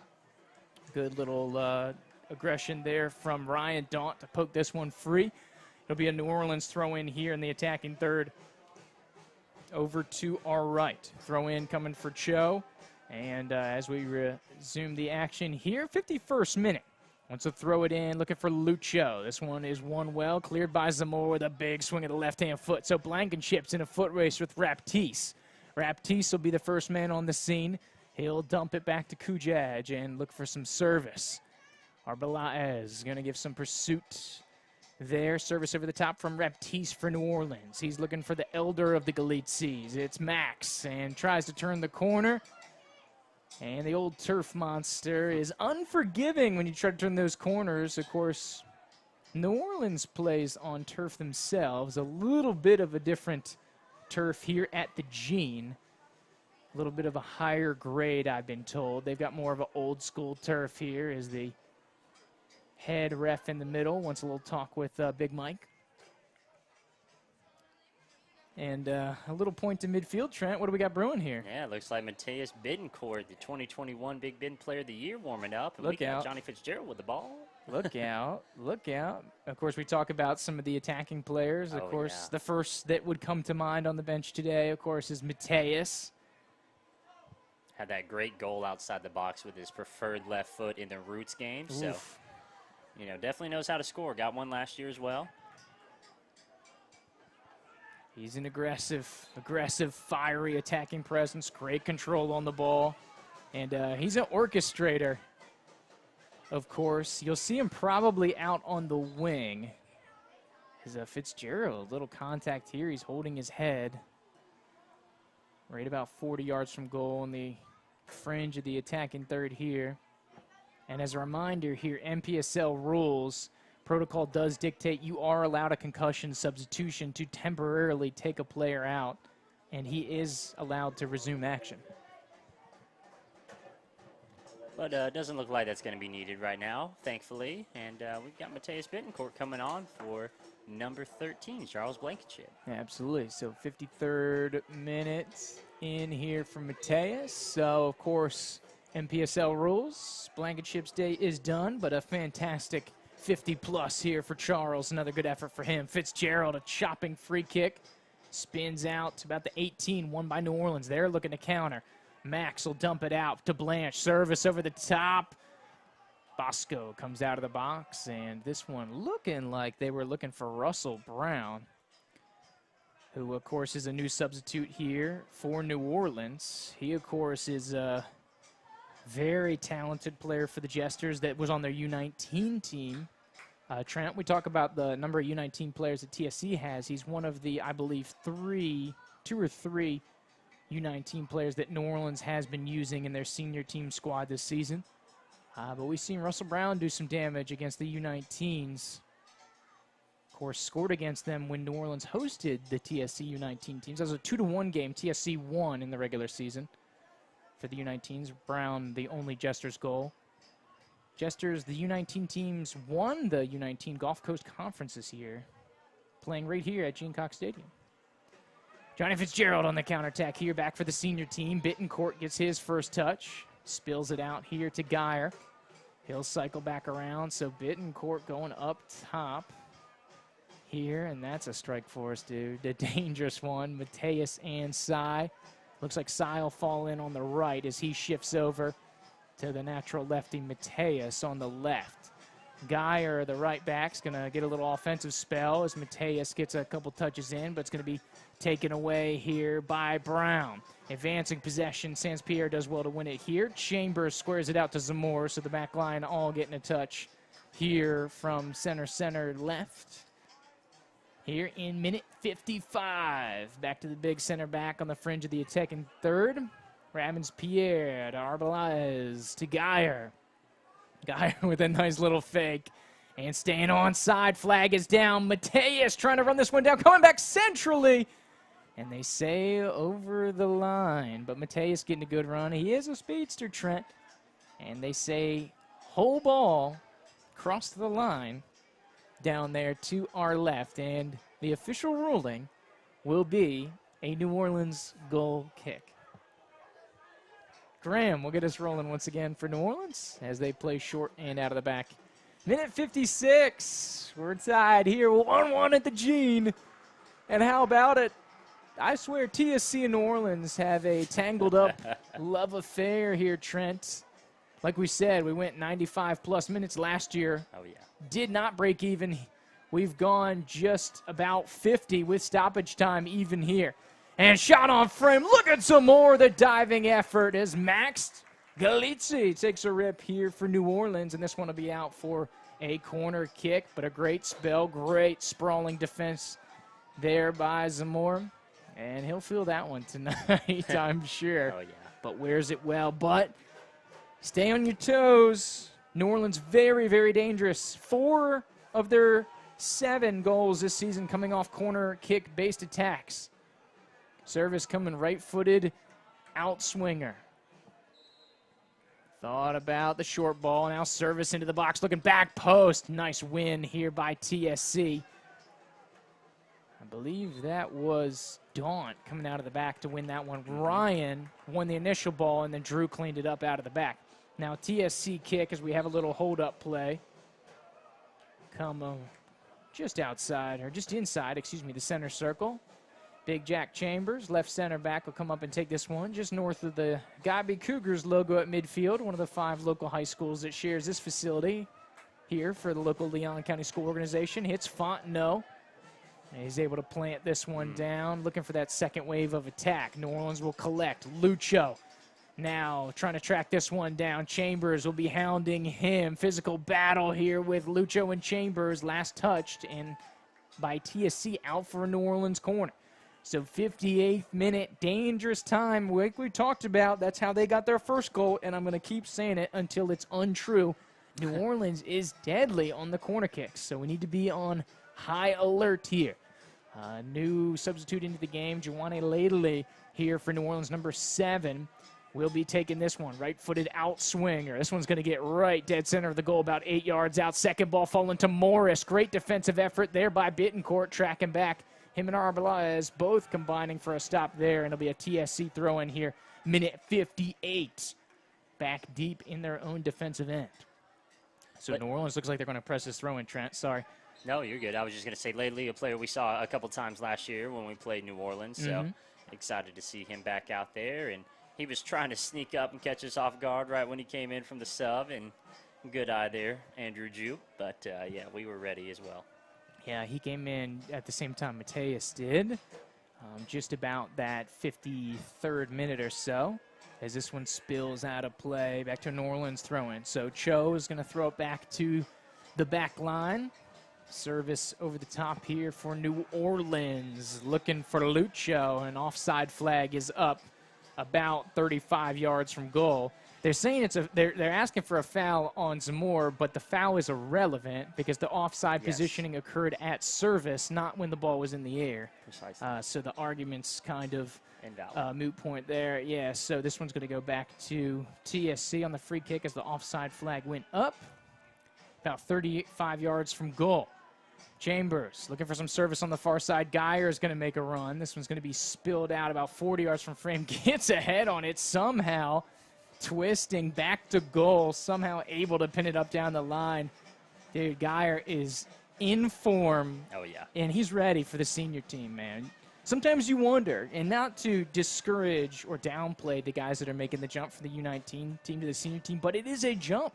This is essentially a collegiate atmosphere that you're playing in, and when you're a high school junior or a high school senior, that's a big jump. But Geyer's played fantastic, as has Ryan Daunt here, the two U19 boys. So the system works, Trent, I guess is what we're saying here. And that's why it was put in place, right? You know, we wanted to have that kind of reserve. And ooh, nice little bit of class here for Zamora. Oh, goodness. Oh, he wants another one. Oh, Mike, if you would have finished it, we would have had you on the highlight reel. Counterattack coming here for the Jesters. This is dangerous. Here comes Max, the Memphis man, but able to be cleaned up as overcoming in Drew Daunt coming over for the near side. And it'll be a goal kick, last deflected off Max, and the people like that one, but great effort. Mike almost finished it, though. That was sick. He had the nice behind the back, but he forgot to take the ball with him, then tried to throw in a spin move. Almost had that, too, but the old turf monster chipped him up here. Yeah. But you got to love it. And that's the thing. Mike won't break it out, but he's sly with it, man. It's not going to be a super obvious. You know, you see it in little sequences, but there he breaks it out of the bag. And that's the thing, though. He's saving it for the right time, right? You know, he can't just go out there and do it every play because then they'll know. There you go. And Bosco's going to chip it over the top. Back to Mike. Some pressure coming from New Orleans here, but good little bit of control there by Ryan. Spilled on back to Chambers on the corner of the 18-yard box. Play back to Bosco. He's 5 yards from goal.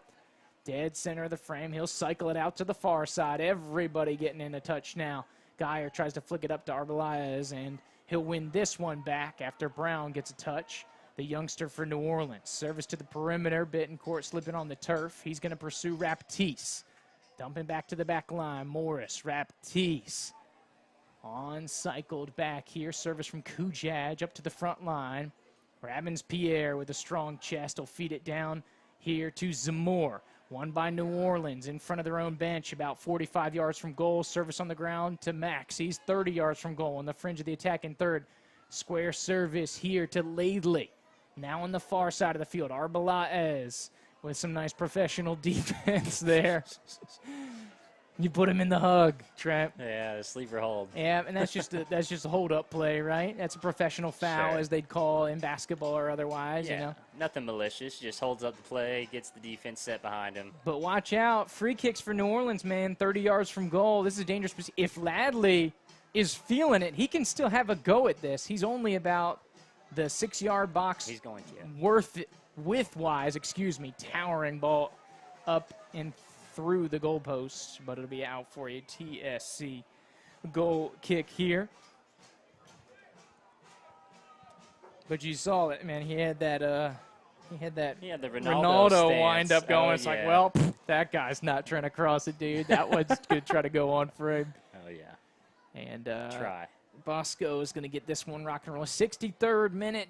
Still even here. Substitution pending here on the near side. And I love that. Bosco just says, everybody get up. We need to get the ball in their half. Alleviate some of that pressure defensively. I love it. Cleared out over the top. Oh, ball bounced right back out. Very fortunate for our ball boys over there. There you go. Throw in here for TSC, about 35 yards from goal. As we have, looks like another substitution pending here. Here for TSC. Looks like the number 22 warming up, which would be Austin Lee, Trent, but that does not look like Austin Lee wearing the uniform. As this one's a nice centering ball here for Zamora, chested down by New Orleans. They look to spill, potentially a counterattack at hand here. And that's a professional chop down by Drew Daunt, and maybe a little talking to. Drew already working on yellow, and the man in the middle might be giving Drew a final warning here, Trent.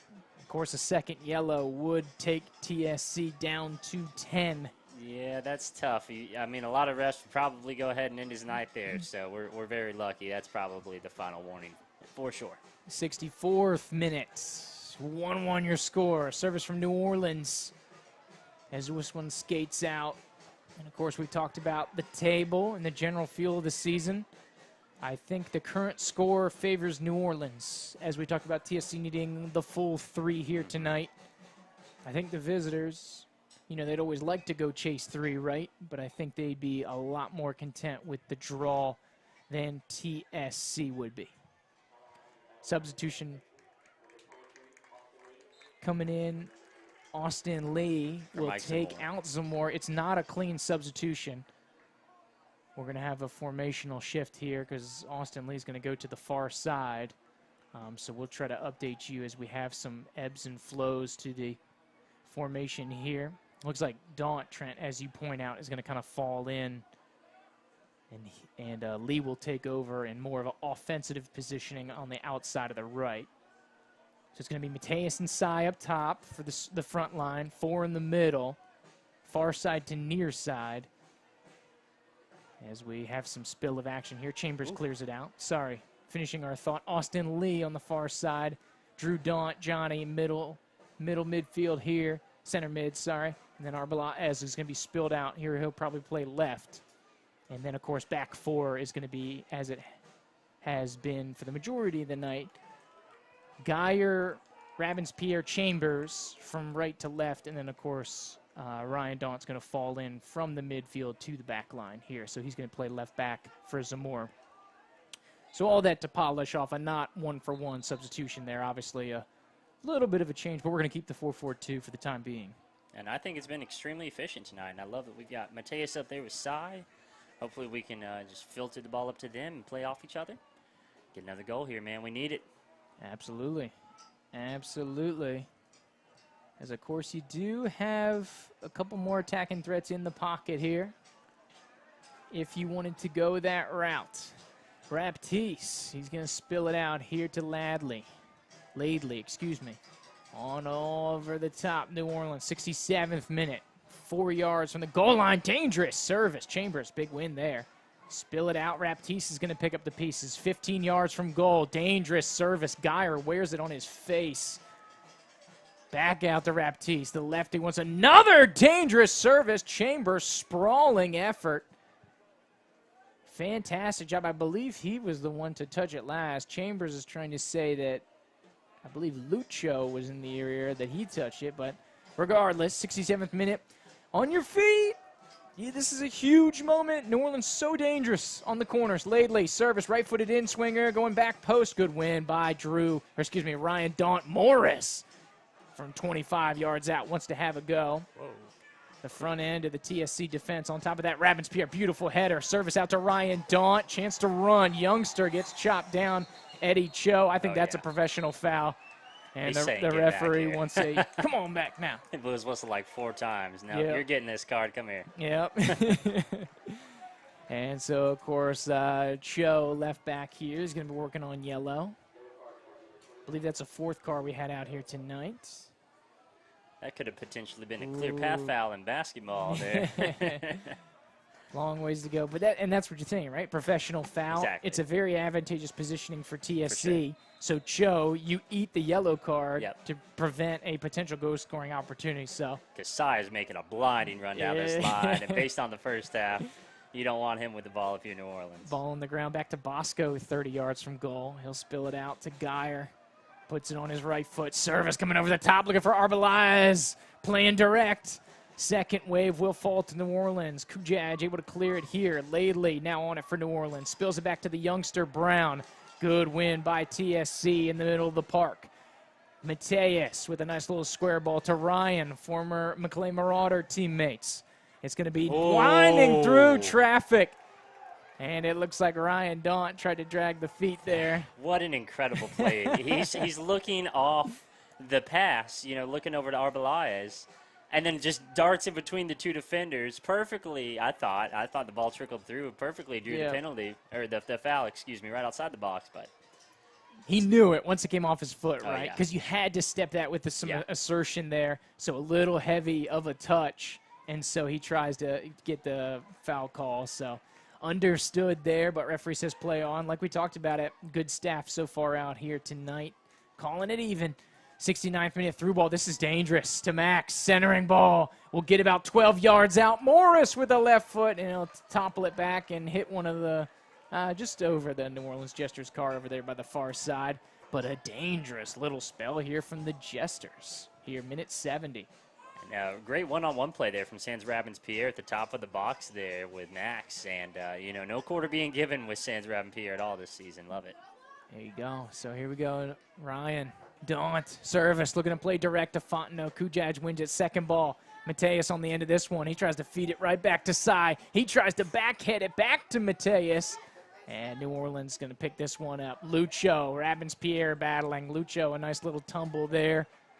Some theatricals there, about 50 yards from goal. Referee, once again, not buying it.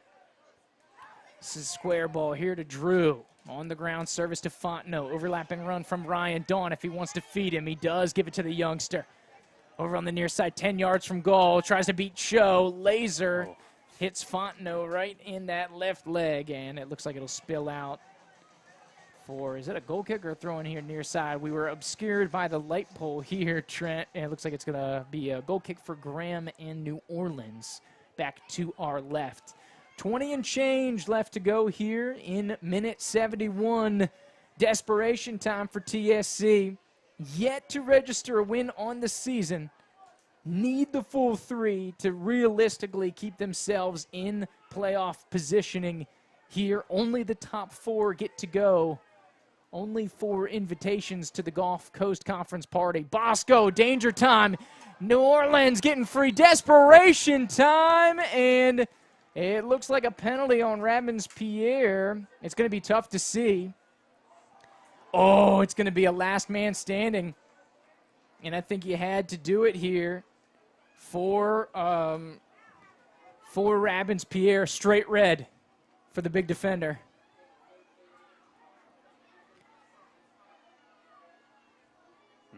That's tough, Juke. But, like you said, had to be done outside the box. Keeps our season alive. As tough as that is, you could look at that and think that that's a dumb play, but he's putting his own name on the line to keep TSC alive. So, tip of the cap from Sans Rabins-Pierre, and, man, what a fantastic night, fantastic season for him all year. So, of course, straight red. So that not only will take Rabins-Pierre out of the game, is a fantastic round of applause here. Don't want to let that effort go unseen. Fantastic effort here for Rabins-Pierre as he'll head to the bench. Not only takes him out of the game, TSC down to 10 the rest of the way, Trent.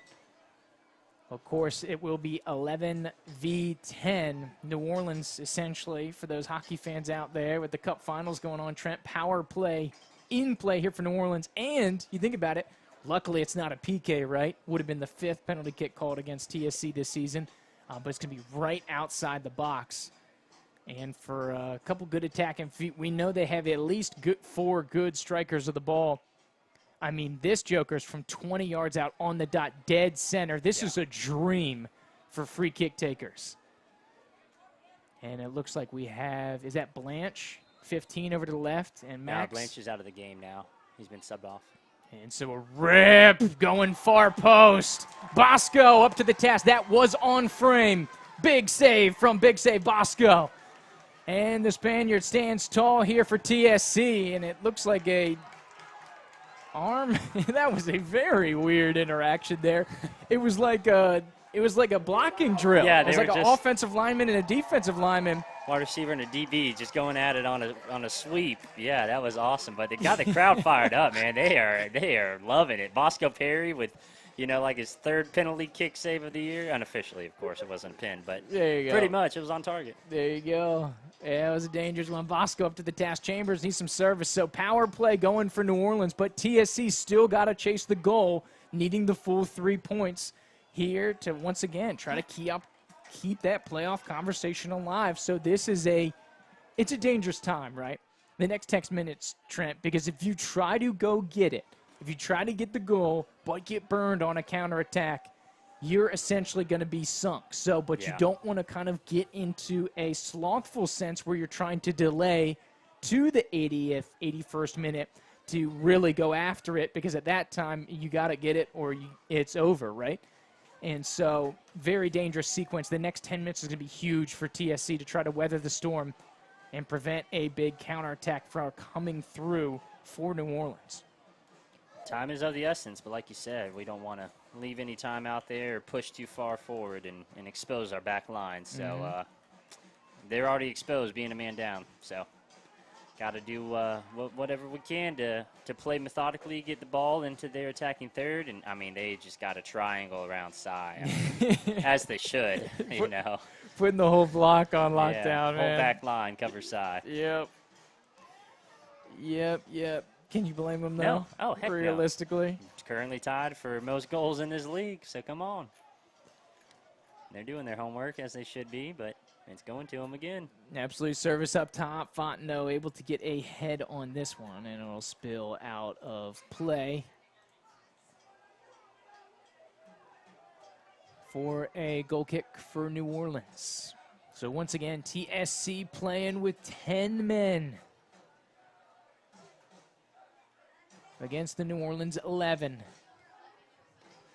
So going to have to get it the hard way, Trent. TSC doesn't like doing it easy, do they? Never. Absolutely. So a Warriors effort here for TSC so far, but they're going to need 20 of the hardest minutes all season. Good play defensively. Chambers wants to jumpstart the counterattack. Oh, Cy with a little swim move, trying to get front side of Coujaj. And he's able to backtrack and win it for New Orleans. But a good little build-up spell there. The new outside left midi. Arbeláez wants to try to jumpstart the attack here. He's going to give it to Johnny Fitzgerald, of course, the maestro of the midfield. Known as the Tallahassee Messi here, the orchestrator of the action here for TSC. A lot of times goes unnoticed, but a lot of things behind the scenes, set things up. Very good orchestrator, Trent, and that's what you want from your center mid, your captain, one of your longest tenured players out here on the pitch here for TSC. So they want to get rocking and rolling. Jesters back at it. Drew is going to win this one. Chest is down to his left foot. Centering ball here to Fitzgerald. Looking to jump start on a Bittencourt. He's looking for some service up top. Cousin Cy, feed the beast. 20 yards from goal here. He's outside of the 18. Service on the ground. Arbeláez in the box. And it goes all the way through. New Orleans will keep it in play. They're going to give it to the youngster, Russell Brown. He's got both of the Galizzi brothers up on the front line. Bosco out of the box again. Man. Goal is open for TSC. Desperation save from Andrew Geyer, and will stay at level pegging. And the gambler, Big Bosco, and he's called upon again. As he goes after the goalpost here, Lucho tries to dunk one near post. My goodness, he's always got the ringer on, Trent. No missed calls. He's up to the task. Bosco Perry. Unlimited roaming. Data restrictions may apply. Corner coming here. Laidley, 78th minute. Service for New Orleans. They win the first ball. Secondary one's getting down for Brown. He'll toe poke it. Tries to get it centrally. Somehow, Kareem's back to Laidley. He's going to try to spill it. Bike attempt. They try to center. Bodies flying everywhere. Drew Daunt on the scene. Mateus gives chase. Morris over the bar. And we're still even here. New Orleans has obviously ratcheted up the intensity here, Trent. You can feel it. They want the kill shot here on TSC. But the bodies are flying here for the Battle Lines. Sorry, Juve. This just in. I'm looking down, and I hadn't seen him in his jersey all game. Joey Peralta just threw that penny off, pulled his jersey on, and he's sitting there at the scorer's table waiting to check in. So can't wait to see him out here. Hopefully he can get another banger from outside the box like you did a couple weeks ago. There you go. Absolutely. You think of Joey P as a defensive substitution, but don't sleep on the Georgia man's attacking prowess, Trent. Like you said, banger versus Jax. Oh, yeah. Of course, father of 3. He leads Tallahassee Soccer Club in appearances and minutes plays. Your franchise mainstay, Joey P. And we can assume he's going to be falling into a defensive role, and it looks like he will partner Chambers here as a center back positioning. Of course, needing some reinforcements defensively with Bittencourt. Spill it back to Joey P. Give the back line some touches, find themselves reorganized. So the back line will be Geyer, Chambers, Peralta, Ryan Daunt coming far side to near side. Midfield is going to be Lee, Daunt, Fitzgerald, and Arbeláez. And then, of course, you have Mateus and Cousin Sai up top. So this one's going to be spilled back here to Geyer. Make sure everybody gets back on sides. Pressure coming from the back as Drew prodding run. Nice through ball here for Geyer. He's inside the box with Cousin Sai. Tries to square it off. Mateus, the natural lefty, takes a rip, but New Orleans, the defensive line, eats it well. Bittencourt got to give chase on the fringe of the attacking third. Tries to thread it through here for the youngster Russell Brown. Peralta with a sliding effort.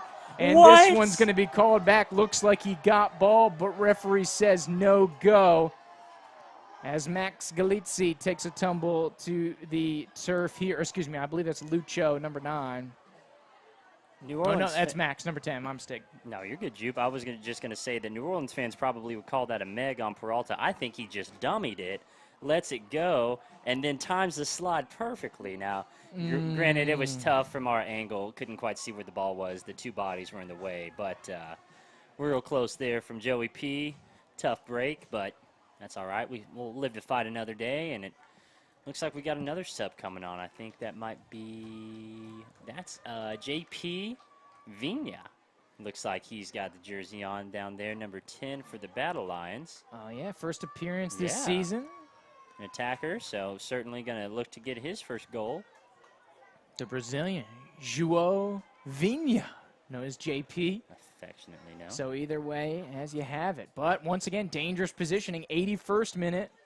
This hasn't changed. New Orleans going after it. Ooh. Chambers, big win on the initial service of that one. Morris tries to collect together the second wave. Bittencourt gets all ball, but they pull this one back for the body contact, a little extracurricular. Morris will milk this one a little bit, try to run some time, because once again, a win favors the visitors here. Oh, yeah. They're in a table positioning and on the road, right, that you're okay with the draw if you're New Orleans. Obviously, you want to go, and this is a great chance for them, by the way. Laidley, as we've seen, a dangerous taker of the ball. This is just 25 yards from goal. So once again, I mean, I'm going to automatically assume he takes a crack at it, Trent. Oh, yeah. For Jesters going. He's going right at frame. Hits the football upright. That's a goal kick. Good call from the ref. 82nd minute. TSC playing with 10 men. Some call it hero ball, Trent, when you're playing a man down here, especially when you got to go chase. Not often you see somebody put in a goal shorthanded here, Trent. No, we've had a couple chances. That one with Mateus a second ago, that's about as good a chance as you can get a man down, buddy. Belief, hope, powerful emotions, strength. You never know. A wise man once told me earlier today that hope is one of the, if not the most powerful emotion. There you go. So I'm hoping this team to victory right now, Jupe. And do you believe? Johnny TSC faithful. Johnny Fitzgerald off. Gulf Coast audience, are you entertained? This has been a thriller, a fun ride. New Orleans, one of the, as we talked about, Trent, as we take a little water break here, 83rd minute, New Orleans is kind of the taste of the conference. You know, they're in definitely the upper echelon. If you have the old boys club, right? You think about the old boys club at the conference as you talk about the elites. You know, you have Jacksonville, New Orleans, Southern States are going to be in those conversations. And then you have the Scrapsters, which TSC definitely falls into here. But, man, at least when they play here in Tallahassee, two fantastic, entertaining, thoroughly exciting matches here as we have a substitution. Looks like Nathan Alpide will come in for the Jesters, and he's going to fall in on the back line. Looks like we have some crampage from the center back here for New Orleans. Was not on our active roster. Weird little sequence here. That's as Morris rips that one off the near upright. That was an odd sequence. I don't think anybody knew what was going on. It was like a quick throw coming out of the break. We launched it. Things got going. Long story short, TSC's got the ball back, and we're off and rolling here. Like we said, no shortage of drama, entertainment here. TSC back on the attack. Austin Lee looking to get this one, but it'll be out of play here. Looks like a Jesters throw in. Raptiste. And so this is the time for TSC. This is the juncture. Caution to the wind. You're playing a man down. This is 10 on 11. But you got to go for it. So now the chances that you would not have made the last 12 minutes, Trent, all that is gone. Yep. You have to go get the 3 here like we talked. Table talk. If you're thinking about being a top 4 team, you need the full 3 against New Orleans to give yourself a chance on the back half. Towering cross here from the new substitute, Alpide, and it'll be out for a goal kick. And so we talk about the table. How about the top of the table? What do they look like? What are they up to? What's going on at AFC? And we don't know if it's accurate, but according to the streaming service here, AFC and Jacksonville currently 0-0. Of course, that's first half, 43rd minute, going out there in Mobile. So if that result holds, be very interesting. Jacksonville would creep a little closer, throw it in reverse a little bit to the rest of the table, as we can see them having a 4-point lead and a 0.08 or a 0.8 points per game lead on the rest of the table. They are starting to pull away a little bit here as they did last year. Great job to keep it in play. Ryan Daunt with a little bit of class here as Joao Vigna in here for TSC, wearing number 10, the attacking midfielder. Trying to muster up a TSC goal. Russell Brown, the youngster for New Orleans, a centering ball. Peralta able to spill this one out, but it'll be for a corner kick. Laidley, the righty.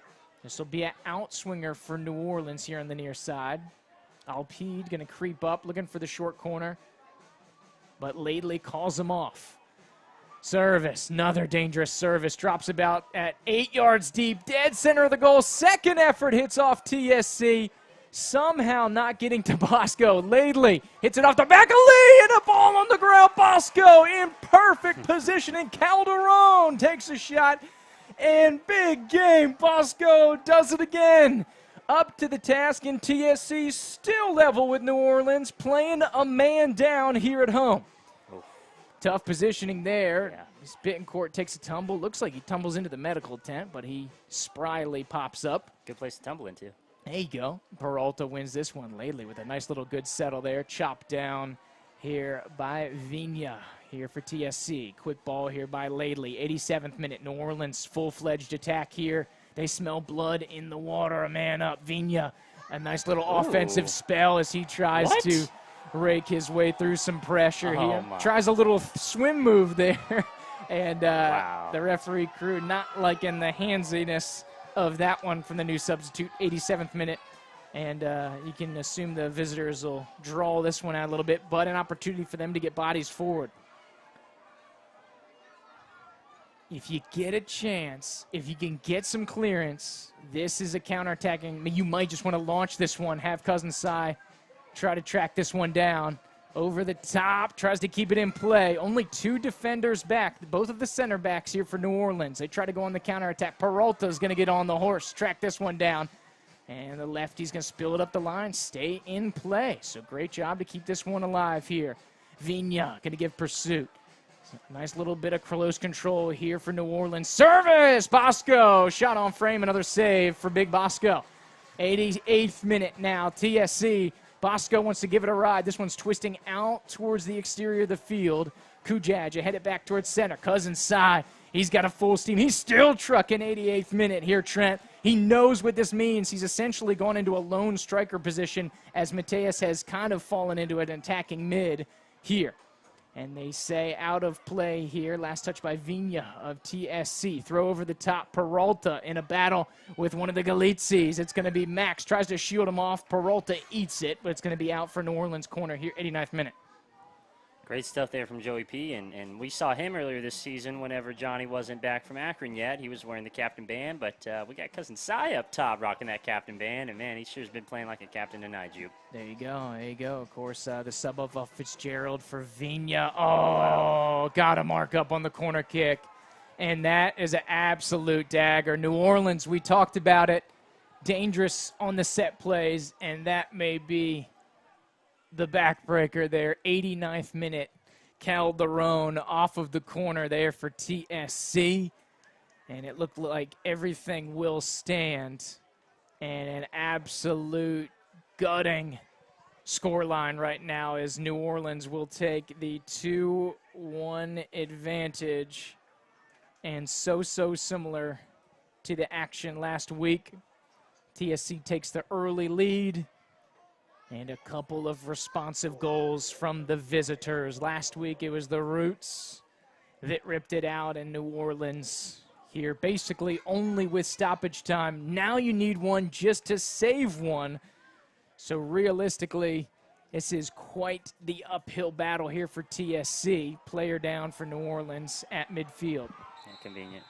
But, hey, real quick, just want to go ahead and say, though, all back to Sans Rabbins Pierre, man. You know, he kept us alive for another 10, 15 minutes. And at this point in the season, in this juncture, you know, that's all you want. And Josh Bruno, he's getting a little animated over here. He's a little ticked off. And, you know, it's tough because, okay, we get a yellow card. I feel like that's warranted, a little time wasting. So I don't know if that's on the player on the turf or if it's Morris, the captain, for a little bit of the dialogue going on and stretching out with the appearance of cramps. Cousin Cy in the middle here as we cascade into stoppage time. Halftime in Mobile, for those of you interested in the out-of-town action in the conference. Mobile and Jacksonville, at least according to the scoreboard we're looking at, 0-0. But I did want to say earlier when you brought up that Jacksonville scoreline, Juke, that Jacksonville has tied quite a few teams going into the break this season. I think they were tied 1-1 with New Orleans. No, actually, I think it was Southern States that beat New Orleans 4-1. I think that they were tied with New Orleans 1-1 earlier this season, and they pulled away 3 or 4-1. Oh, yeah, Pensacola, just last week. Oh, okay. Yeah, Thank you. I think they were down 1-0 at the break, and there was like 4 second-half goals. Yeah, crazy, dude. So, I mean, it is 0-0 right now, but they appear to be a second-half team throughout the entire season. So, I'm not saying that AFC can't do it, but they are currently sitting 2 games played, 0 points. 0 results so far this season. Jacksonville, 5 games played, currently sitting at 13 points, 4 wins, 1 draw. That draw came here week 1 against your Tallahassee Battle Lions. Another yellow here on the New Orleans bench. Tough to see. I believe they gave that one to Max Galizzi. I think officially will be the ruling. So both of the brothers sitting on yellow, but Max's day will be done as he heads to the bench. And TSC will have to chase the miracle here in stoppage time as we are about 2 minutes deep. Do you believe Andrew Juke? I believe, Trent. If there's anybody that I know believes, it's you, buddy. You gotta believe, Oh, man. Yeah. You gotta keep on trucking. Until they Keep on blow trucking. that whistle a couple times. There you go. We're still in it. Chambers sending the ball over top, last-ditch effort. Cousin Cy. I don't know what that was all about. And this one kind of cycling back into play here. As we get some screams here from the crowd. Like I said, Trent, not 100% sure what is going on. Service up to Missed that. Cy. And this one spilled out.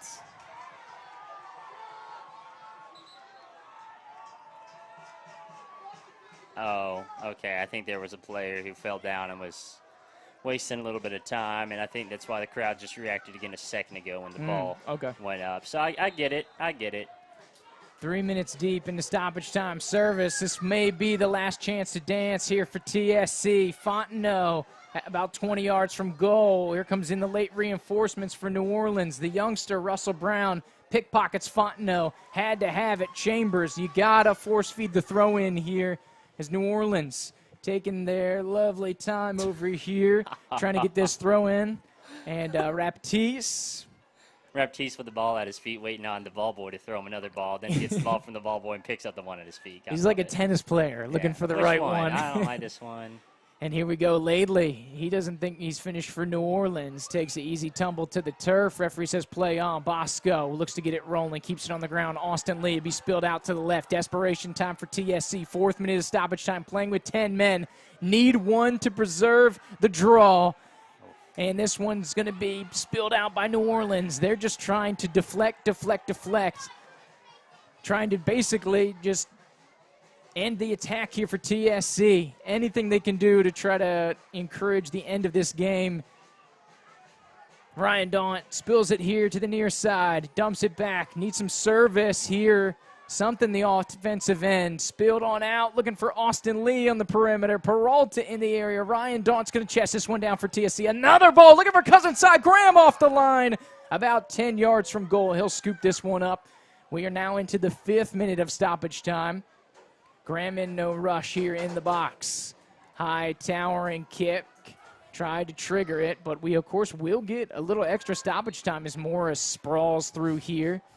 And there'll be a foul called. Of course, the visitors going to milk it a little bit here in this juncture. That's tough, man. This was a great game from the battle line, start to finish. That was one of the best halves, I thought, that they played all season. All the last 2 seasons, actually, here in the NPSL in that first half. But Laidley trying to spring forward. He's been a pest here since he's come on. And I mean that in a complimentary way here for New Orleans. Of course, great service from the corners from him. He's been jump-starting a pretty good attack here for New Orleans in the second half. He's going to stand over top of this one. Him and Raptiste as we are now in the 6th minute of stoppage time. Played the full 90 and then some. TSC may have one more attack if the referee lets him go here. Play here on Lee. They say last touch by New Orleans. He's going to drop this one back for Joey P. They got to have some service. At least give him a chance to dance. A miracle for TSC. great switch. Looking for Viña, and this one's going to be anchored out. And it looks like a free kick here for New Orleans on the physical play inside the box. This crowd, I don't know if I've ever seen them this animated, man. They are really sticking it to the refs on every call. And they're not liking it, man. That's what you get, numbers. Oh, yeah. We're definitely over 500-600 tonight. Disturb the game, brother. There you go. Shout out Old Fields. Yep. They're at it. Of course, down here to our left, the loyal supporters group here for TSC. Nice win out of the midfield here by Drew Daunt. Peralta will track this one down. Tried to thread it through to Ryan. Russell Brown's going to spill it out. Coach Bruno with the fake throw, and Joey P wants to go. He's going to give it down to Fontenot. Got to go, boys. 97th minute as we get into the 7th minute of stoppage time. Big throw coming up. Does TFC have a miracle? Graham in on it, and he'll take it out of the sky about 12 yards from goal. And Trent, I think once he gives us a boot, I think this will be it, man. Up into the sky, referee, Trek at the watch. It looks like he's ready to go any second now. Calderon, who got the dagger, the second goal here, pursuing it for New Orleans. He's going to be the hero for the Jesters, and obviously the most wanted man here for TSC, the villain of the story here for your Battle Lions if this result holds. But here's Russell Brown, the youngster here for the Jesters, on out to Laidley, and he just wants to run to the corner, trying to run this one out. We're now in the 8th minute of stoppage time. Chambers, a nice little pickpocket. He's getting it out defensively. Viña trying to save the day here for TSC. Foul called here on New Orleans deep. Gotta go if you're TSC. Any long ball could be the last. That's why they want to keep it on the ground. Try to play quick, swing it around the perimeter. Here to Ryan Daunt. The Jesters want a time. They say, referee, what is taking so long? Ryan Daunt's going to feed it back centrally. Taken away, Calderon here for the Jesters. We'll circle it back. He's just going to try to establish some possession. Long kick of the ball. It will get back to Chambers. Ref says play on as we're on the doorstep of the 9th minute of stoppage time now. Service for TSC. It's a screamer. It will be towed up by New Orleans. Referee, another check of the watch. Adjust the cards in his pocket. He seems at the ready when getting the opportunity. Another check. Referee has the whistle in his mouth. That is all she wrote. Final from the Gene. And for the second consecutive week, a gutting, absolutely gutting result. 2-1 in favor of the visitors for the second straight week.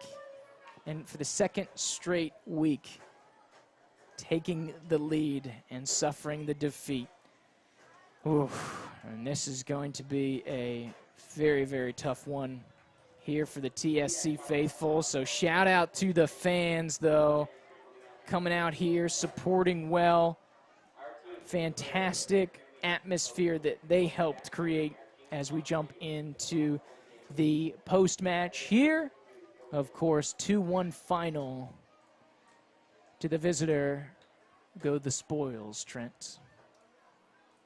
It's tough, Jupe, but you know, this whole league, as we mentioned earlier, is way up from last year. The quality of play, and even for the Battle Lions. I mean, I think this is a way better team last year, and we've lost quite a few of our starters from last season. Now that you see Johnny and a lot of these U19s kind of getting back into the fold and really contributing, it's been a very strong season. And if you just look at the box score, if you look at the standings, you wouldn't think that. But you put on the film and take a look at this team, and you'll see that they're really building something here. It's tough to swallow right now, but, you know, we still got a couple left. And got AFC, who's the only team below us in the table, left at home in a couple weeks. So that'll be June 25th out here at the Gene. And hopefully we can get 3 points and send our fans away home with something for the rest of the season. So just looking forward to that one, man. It's going to be brutal going on the road here coming up.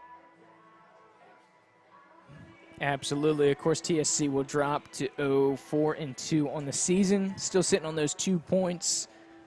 Here, New Orleans will improve to 3-2-0 on the season. They will go up to 9 points, and this will actually catapult them, Trent, only having played 5 games. It will catapult them up to a tie for second, but based off of goal differential, they will be slotted third. Of course, they will lose goal differential to Southern States. So, of course, we talk about the table going forward there, and we say goodbye to our radio audience. Of course, for those, thank you for tuning in on 93.3 Real Talk Radio. Of course, as we come across to the 9 o'clock hour here for our radio audience. But thank you to John and our partners here at 93.3 Real Talk Radio. Thanks for coming aboard here terrestrially for our radio audience. Have a great rest of your day. For the rest of you, stay with us here. Of course, the Tallahassee Live post-match recap here that we were into. 2-1 victory for New Orleans. So we talk about the table, Trent, and just to give some context, we'll fire that up here.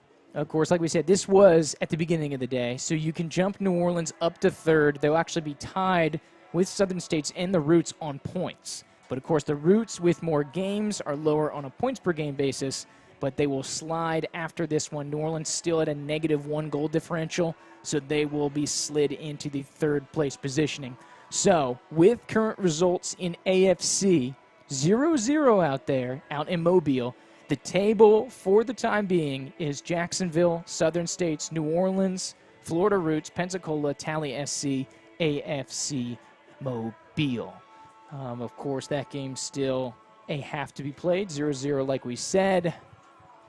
That was the game, but that's the thing. Top of the table versus bottom of the table, but don't sleep on Mobile. They were one of the 2 teams to beat Jacksonville last year. When they hosted the Armada on the road, they were the one of 2 teams to beat them, 1-0.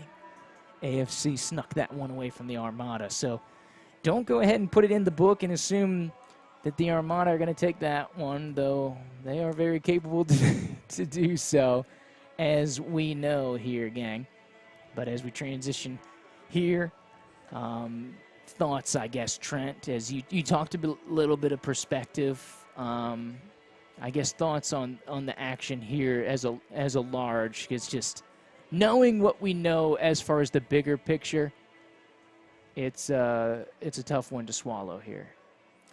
It sure is, Jupe.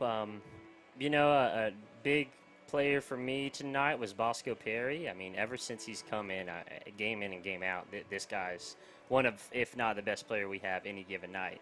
And, you know, you just see him. He had that huge save, couple huge saves down the stretch there. Obviously gives up 2 goals, but, you know, New Orleans, they're a good side, man. And they had some really good chances tonight. And Bosco had some great saves, dude. Every week he comes out here and he surprises me with how great he can play and his vision and how he's able to communicate and call off players and get the balls, and pulled even a little Manuel Neuer coming up and heading that ball outside of the box. Couldn't use his hands as he's giving some high fives to the loyal battle lines that are still left here. So a man of the people, Bosco Perry, always proud of him. And, you know, got to give it up to Cousin Cy, man.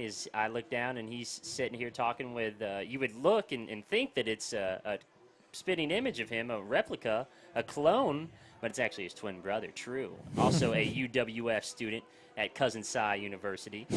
So, yeah, man, we love it here, man, and we're proud of these boys, and they come out here and give 110% every game. And, you know, the result isn't what you want, but the effort is. And I think when you step aside and you look back at what you saw tonight, I mean, this is a team that can hang with any team in the league, and they do it week in and week out. And unfortunately, the results aren't there, but the effort is. And I think that's where we got to sign off tonight. Just go ahead and look at the effort and hone in on that.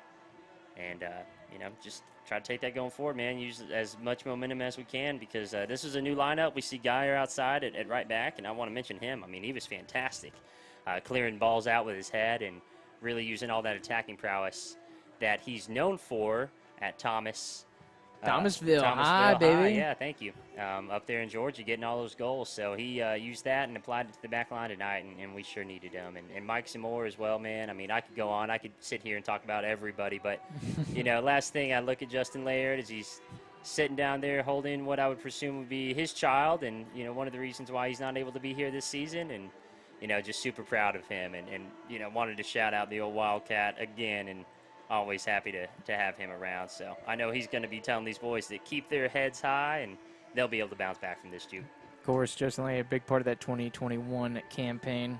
So let's talk a little numbers here. Let's throw on over, bring in our stat man, our number man, the cruncher, the man with the notepad, Joe Ward, into the mix here as we're in the Tallahassee live post game here.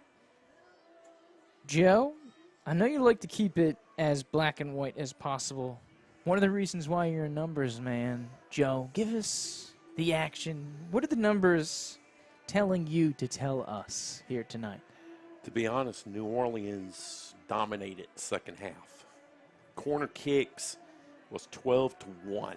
The entire Tallahassee only one corner kick the entire night. Goal kicks was 15-12. Free kicks was 18-15. See the trend? It's all New Orleans.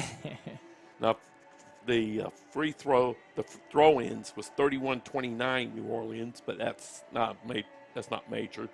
Fouls was 17-15 Tallahassee. Shots on goal 9-5. Tallahassee in 45-plus minutes in the second half, one shot on goal. Saves 7-2. But I will say this. Bosco Perry has nothing to hang his head on. He did everything he humanly possibly could do to keep Tallahassee in the game. The 2 shots New Orleans made was just well placed. It's nothing, just like last week with the Roots. Their 2 goals, well placed shots. Nothing you can do about those. Yeah, you had the one on the corner kick for the Roots, which you can kind of think about. That was just a man marking mix-up with the set play that they had. But, yeah, this one tonight, and that's what gets you, right? You concede, but you're down 10 men. You're down 10 men. Sorry, you're playing 1 man short. So essentially the last 20, which ended up turning into almost 10 minutes of stoppage time. So the last 30 minutes of the match, you're playing down a man, and it's hard to maintain. And we talked about it on the broadcast because TSC, they wanted to weather the storm until you got to about the 85th minute, and then they could go chase the goal because they need the 3 points. So they're able to weather the storm, but then when you go after it, you open yourself up to the counterattack. Long story short, get burned on the other end, goal goes in, and that's what you got, man. Set play again for New Orleans as they launch that counterattack, of course, to set them up with the goal gate. And, I mean, we talked about it coming into the game. New Orleans, they are who we thought they were. And they played exactly like that. But but I agree with y'all 1,000%. Tallahassee, great effort tonight. Great effort. They deserved a better fate tonight. Just like last week against Panama City, they deserved a better fate. But it's like I said, the 2 goals by New Orleans, Bosco really couldn't do anything about them because they were well played. They were well placed. They were out of his reach. And there's not much he can do. Now Tallahassee is in real trouble. Absolutely. So, of course, you have 6 games remaining. You're halfway home for TSC. And there's only one. Really, you have to play a perfect rest of the season. Essentially, if you're trying to make the playoffs. If you're 5-2, if you're 5-2 and 4-3 options are gone now. The five wins is still on the table. But yeah, obviously losing the game here tonight, it takes off the second. You just burned your second loss for the rest of the season. So the ties are off the table, like you said, Joe. But TSC legitimately has to win 5 of the remaining 6 games. So not only get a result, they have to full 3 points, win 5 of 6. Let's go back to Jacksonville for a minute. Remember what I said there. We had this 4-game homestand looming after Jacksonville, and 2-2 was a great game. Then you lost to PC 4-2. All right, now you're coming back home for four straight. This is where you had to get max points. If you remember back then, I said then Tallahassee had to be somewhere between 10 to about 12, 14 points coming out of it for all them road games. They're not even close. They're only at 2 points right now, and now they got a problem. Yeah. Here and now, 5 of the next 6 is on the road. Here now, there's no going about it, and I'm not going to mince words. Tallahassee pretty much is going to have to take it off the board now, from here on in. Yeah, you've got little leeway. And so, of course, I think as a team, right, and we don't want to say this as like a consolation prize, but realistically, you're trying to build this team to put yourself in a position for a playoff team. But we realize the limitation, we realize the situation, and we realize the competition, right? But I think TSC is the 3rd to 4th to 5th, you could say, best team here. If they got the results, they could have got on this homestand. Tallahassee right now would be somewhere between 3rd and 5th right now, and they would be in the playoff mix. Yeah. But now this is an entirely different matter now. Yeah. And it's easy to say and easy to hypothetical, and, of course, in this situation, that's what you think we would say. But that, of course, is the belief and the feeling and the seeing that we've competed with every team. And you look at it, there's only been one game that's been decided, if I'm recalling this correctly, one game that's been decided by more than one goal, right? PC, or, of course, the Panama City one. The Southern States was 2-0 here. Okay. But PC was 4-2. One of the very few teams in the conference to not have a big loss. I mean, they're in each one of these games. We've been in them. Yeah. We've been in them. Right there, step for step with every single team. The 4-2 game down in Panama City was really the one game they really were not in, because, correct me if I'm wrong, but it was like 3-0 at halftime. 3-0 at halftime. Yeah, credit to them. They jumped on TSC. So that's that. They were ready to go, and TSC was not ready for that game. But, yeah, outside of that, I mean, you talk about Southern States. Southern States was 1-0 for a long time. The Roots game last week was 1-0, 1-1 for a long time. Tonight, it's 1-0, 1-1 for a long time. They're right there. Yeah. They just don't have the results. Absolutely. So, you can use that as an encouragement. And like you said, you got to win 5 or 6 down the road. But the stretch upcoming for TSC is absolutely brutal, Joe. We've talked about it. And it is just so tough here upcoming for your Tallahassee Battle Lions. And we have the logo here. We're trying to get it uploaded and want to get it situated for you, as I know we have it here in the mix. 3 matches in 8 days. If they got any chance, they got to come out with max points or very close. Yeah, only one game they cannot win. Like you said, it's no longer about realistically what can be done. If It's now you got to go do it. Yeah, this is what You you put got. yourself in this. You put yourself in this spot. Now you got to go do it. You gotta go get it, Joe. That is correct. That is correct, my man. So as we pile it up here, you can see the upcoming schedule. Of course, starting next Saturday. So the boys will have off till next Saturday, right? Mm-hmm. But June 11th is going to be match day 7. As you can see, 3 games in 8 days. 8 days. And these are, Trent, currently, as the live table goes through, New Orleans jumps the roots here. Those are your, in this order, number 2, number 1, and number 3 teams in the conference. 1, 2, 3, all on the road, all in 8 days. It's going to be difficult, but like I mentioned last week, and I'll mention it again tonight, now it's people you have already played. They've played Southern States, they have played Jacksonville, and they've played New Orleans. Toe-to-toe with all of them. They've been in each and every one. Now they got their own video they can go back and look at. They can make the adjustments. I noted what you said last week about that midweek game. They may not have people here for that game, but that's why you have an under-19 program. There you go. You can bring up some players from there, and who knows? Those players might just jump up and surprise you, because if you remember the Jacksonville game here, some of those youngsters got in the game and played extremely well. Absolutely. So, and that might give Tallahassee that might present a deal where Tallahassee could be matched up better with Jacksonville that way. There you go. There you go. Possibility on the table. And like you said, hung with all 3 of these teams. And if you think that is ridiculous, go back and watch the film. They're all available on the Tallahassee Soccer Club YouTube. Stones for stones with all of these teams here. And it's a great thing to make adjustments. Now, you just forget about the other videos of the other teams playing these people.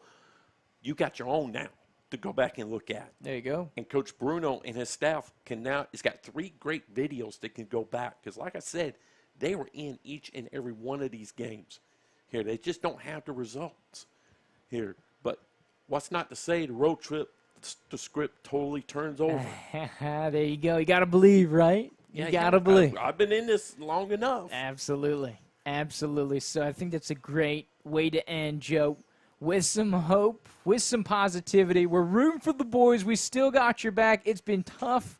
A lot of heartbreak, a lot of injuries, a lot of unfortunate results. But the realistic part of it is playoffs still on the table. You got to believe. It's over and done.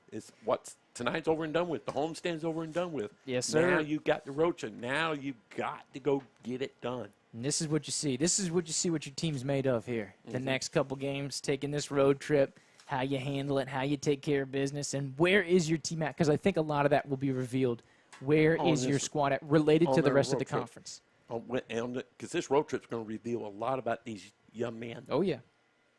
And we're getting in. And just as an update before we close, 51st minute, still 0-0. We're seeing Big game. from New Orleans here. From AFC Mobile. And Mobile. That's a big one. And now, if Mobile pulls off the upset, guess what? Mobile jumps Tallahassee in the standings. Who has thought that? There you go. There you go. But keep in mind, look at the table. Mobile's got a ton of games still to be played. Oh yeah, Mobile currently, and of course we just want to remind you as we reference the table, as we fire this over here, that this is not live and up to date. Of course, New Orleans currently sitting in 3rd. This is without tonight's results, so they actually have 9 points sitting in 3rd. But yeah, Mobile, they're playing their 3rd match tonight, so they still got to play 9 games down the backstretch and get those in the next month and 5 days, Joe. They've got a jam-packed schedule, so that's good or bad for them because they've had a tough go of it right now. Having seen this in another sport, which is basketball, and I know probably some of this is not Mobile's fault here. They probably had some weather issues and other things happen. But conditioning for them is going to be huge. Going down this last month, 9 games. What kind of legs will they have when they come to the end? Yeah. Because and is their 19 and under program good? Where their coach can bring up some players if he has to, with some fresher legs.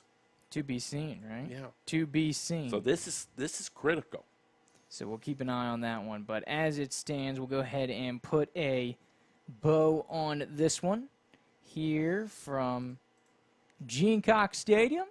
As we lose the table here, we'll try to file back in for that audio picture there as we wrap up once again here, fulfilling the post-match here for TSC. 2-1 as New Orleans takes this one. You can see the final there, and that's all we got. New Orleans 2, TSC 1 is the final. Take care. Have a great rest of your weekend. This is the squad, the boys, bringing you the broadcast here. Andrew Droop, Trent Young, Joe Ward, James Ward. Have a great rest of your weekend, and come on back here. Keep on these Battle Lions. Keep the faith, because the playoffs are still on the table, and, of course, so much more in bigger perspective. Playoffs are not happening for this TSC squad. But for Andrew Droop and the boys, have a great rest of your evening.